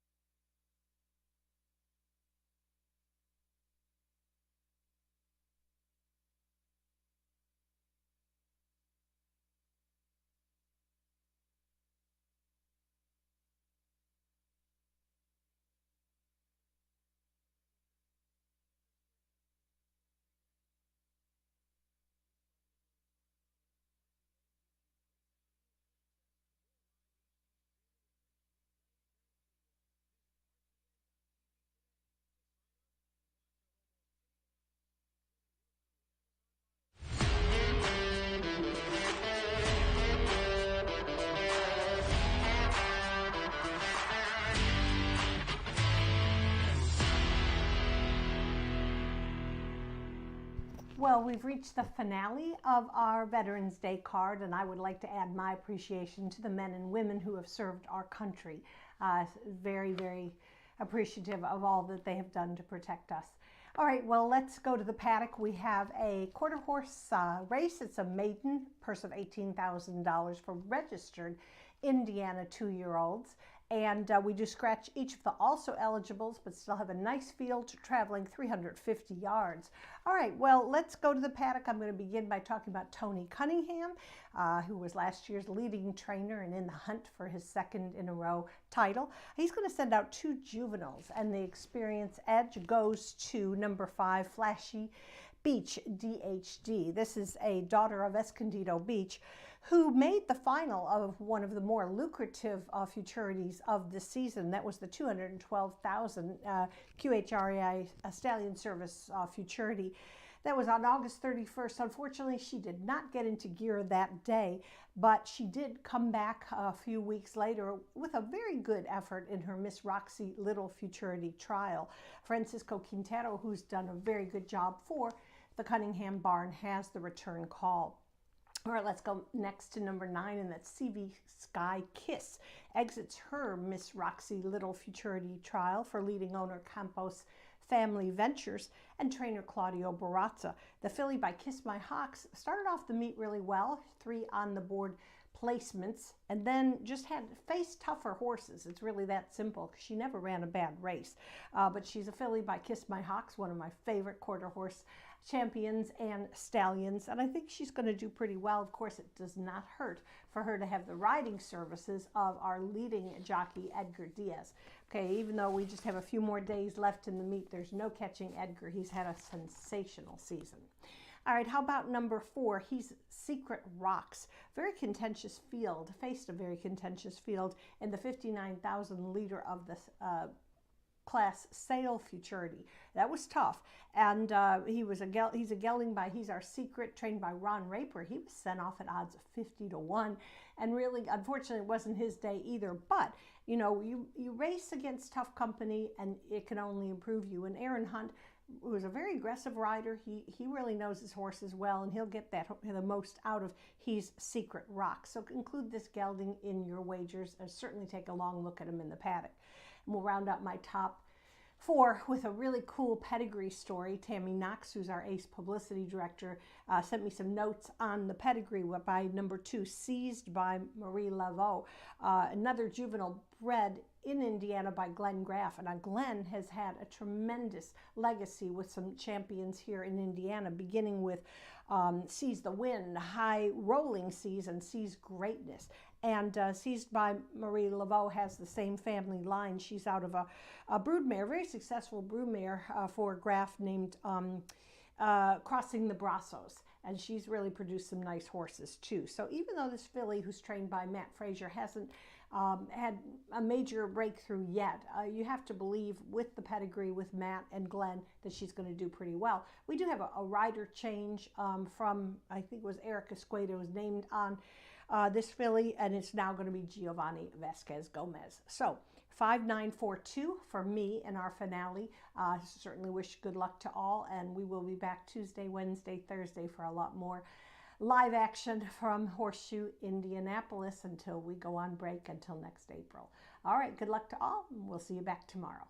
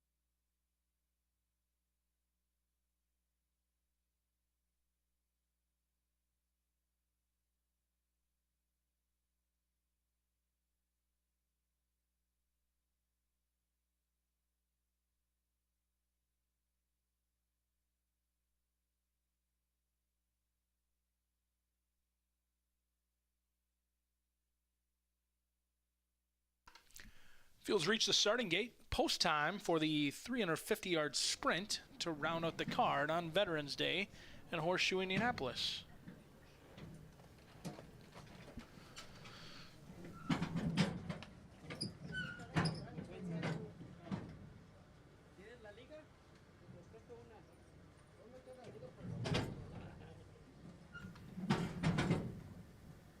Seized by Marie Laveau has gone in. CV Sky Kiss. Flair for the Cash. The gray He's Secret Rocks.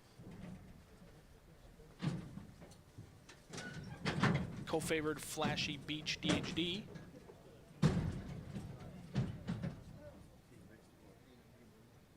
And Long-Legged Lover will be the last to load. Under the lights.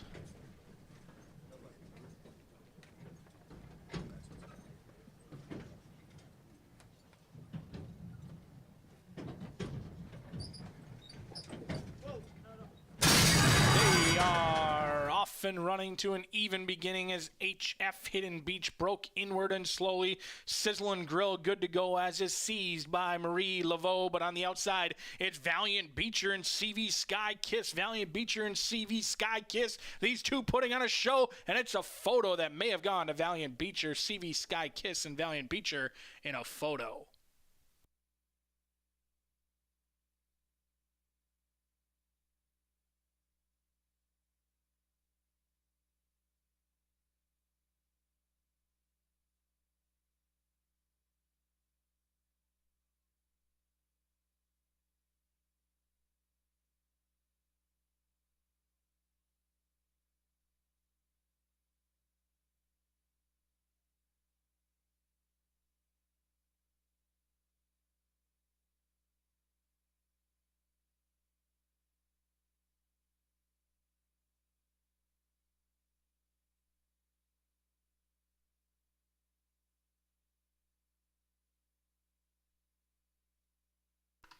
Tight photo, hold them all. 18.107 in race 11.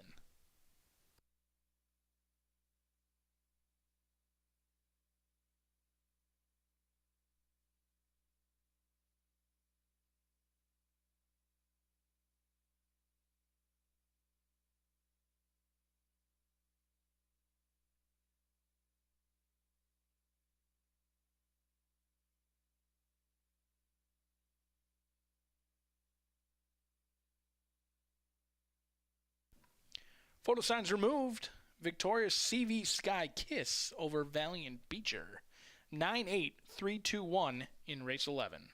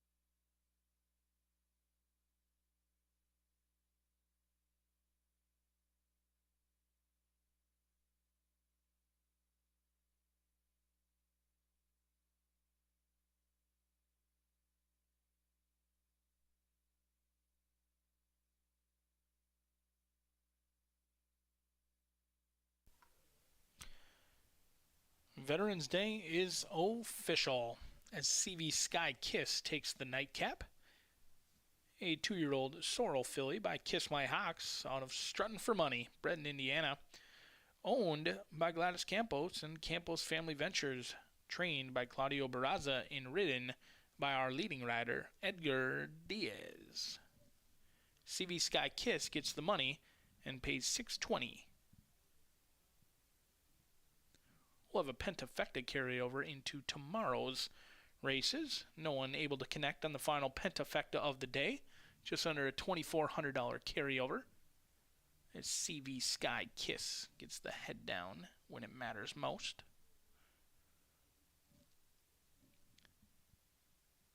$0.50 pick 3, $19.30. The $2 exacta, $35. 50-cent trifecta, $182.70. Final daily double, $9.9, $34.40, and 10-cent superfecta, $468.55. Tomorrow's pentafecta will be $2,439. And we will talk to you tomorrow. Thanks for joining us, whether you're on track or tuning in on that simulcast feed. Certainly appreciate you tuning in to Horseshoe Indianapolis. Live racing returns tomorrow at that very special post, 110. Only 3 days remain in the 2024 meet. 110 first post tomorrow. Drive safely.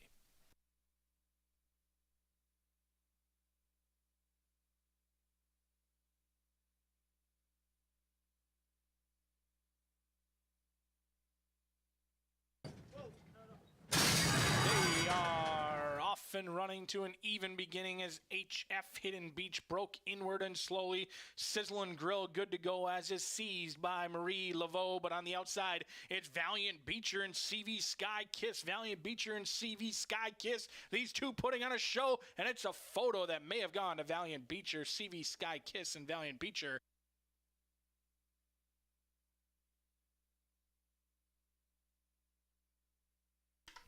The results of today's contest are still being tallied. We had a massive amount of players tuning in to today's contest, so taking a little extra time to tally those. We'll post the winners of today's contest on social media, so check your social media for the final results of the Veterans Day contest here at Horseshoe Indianapolis.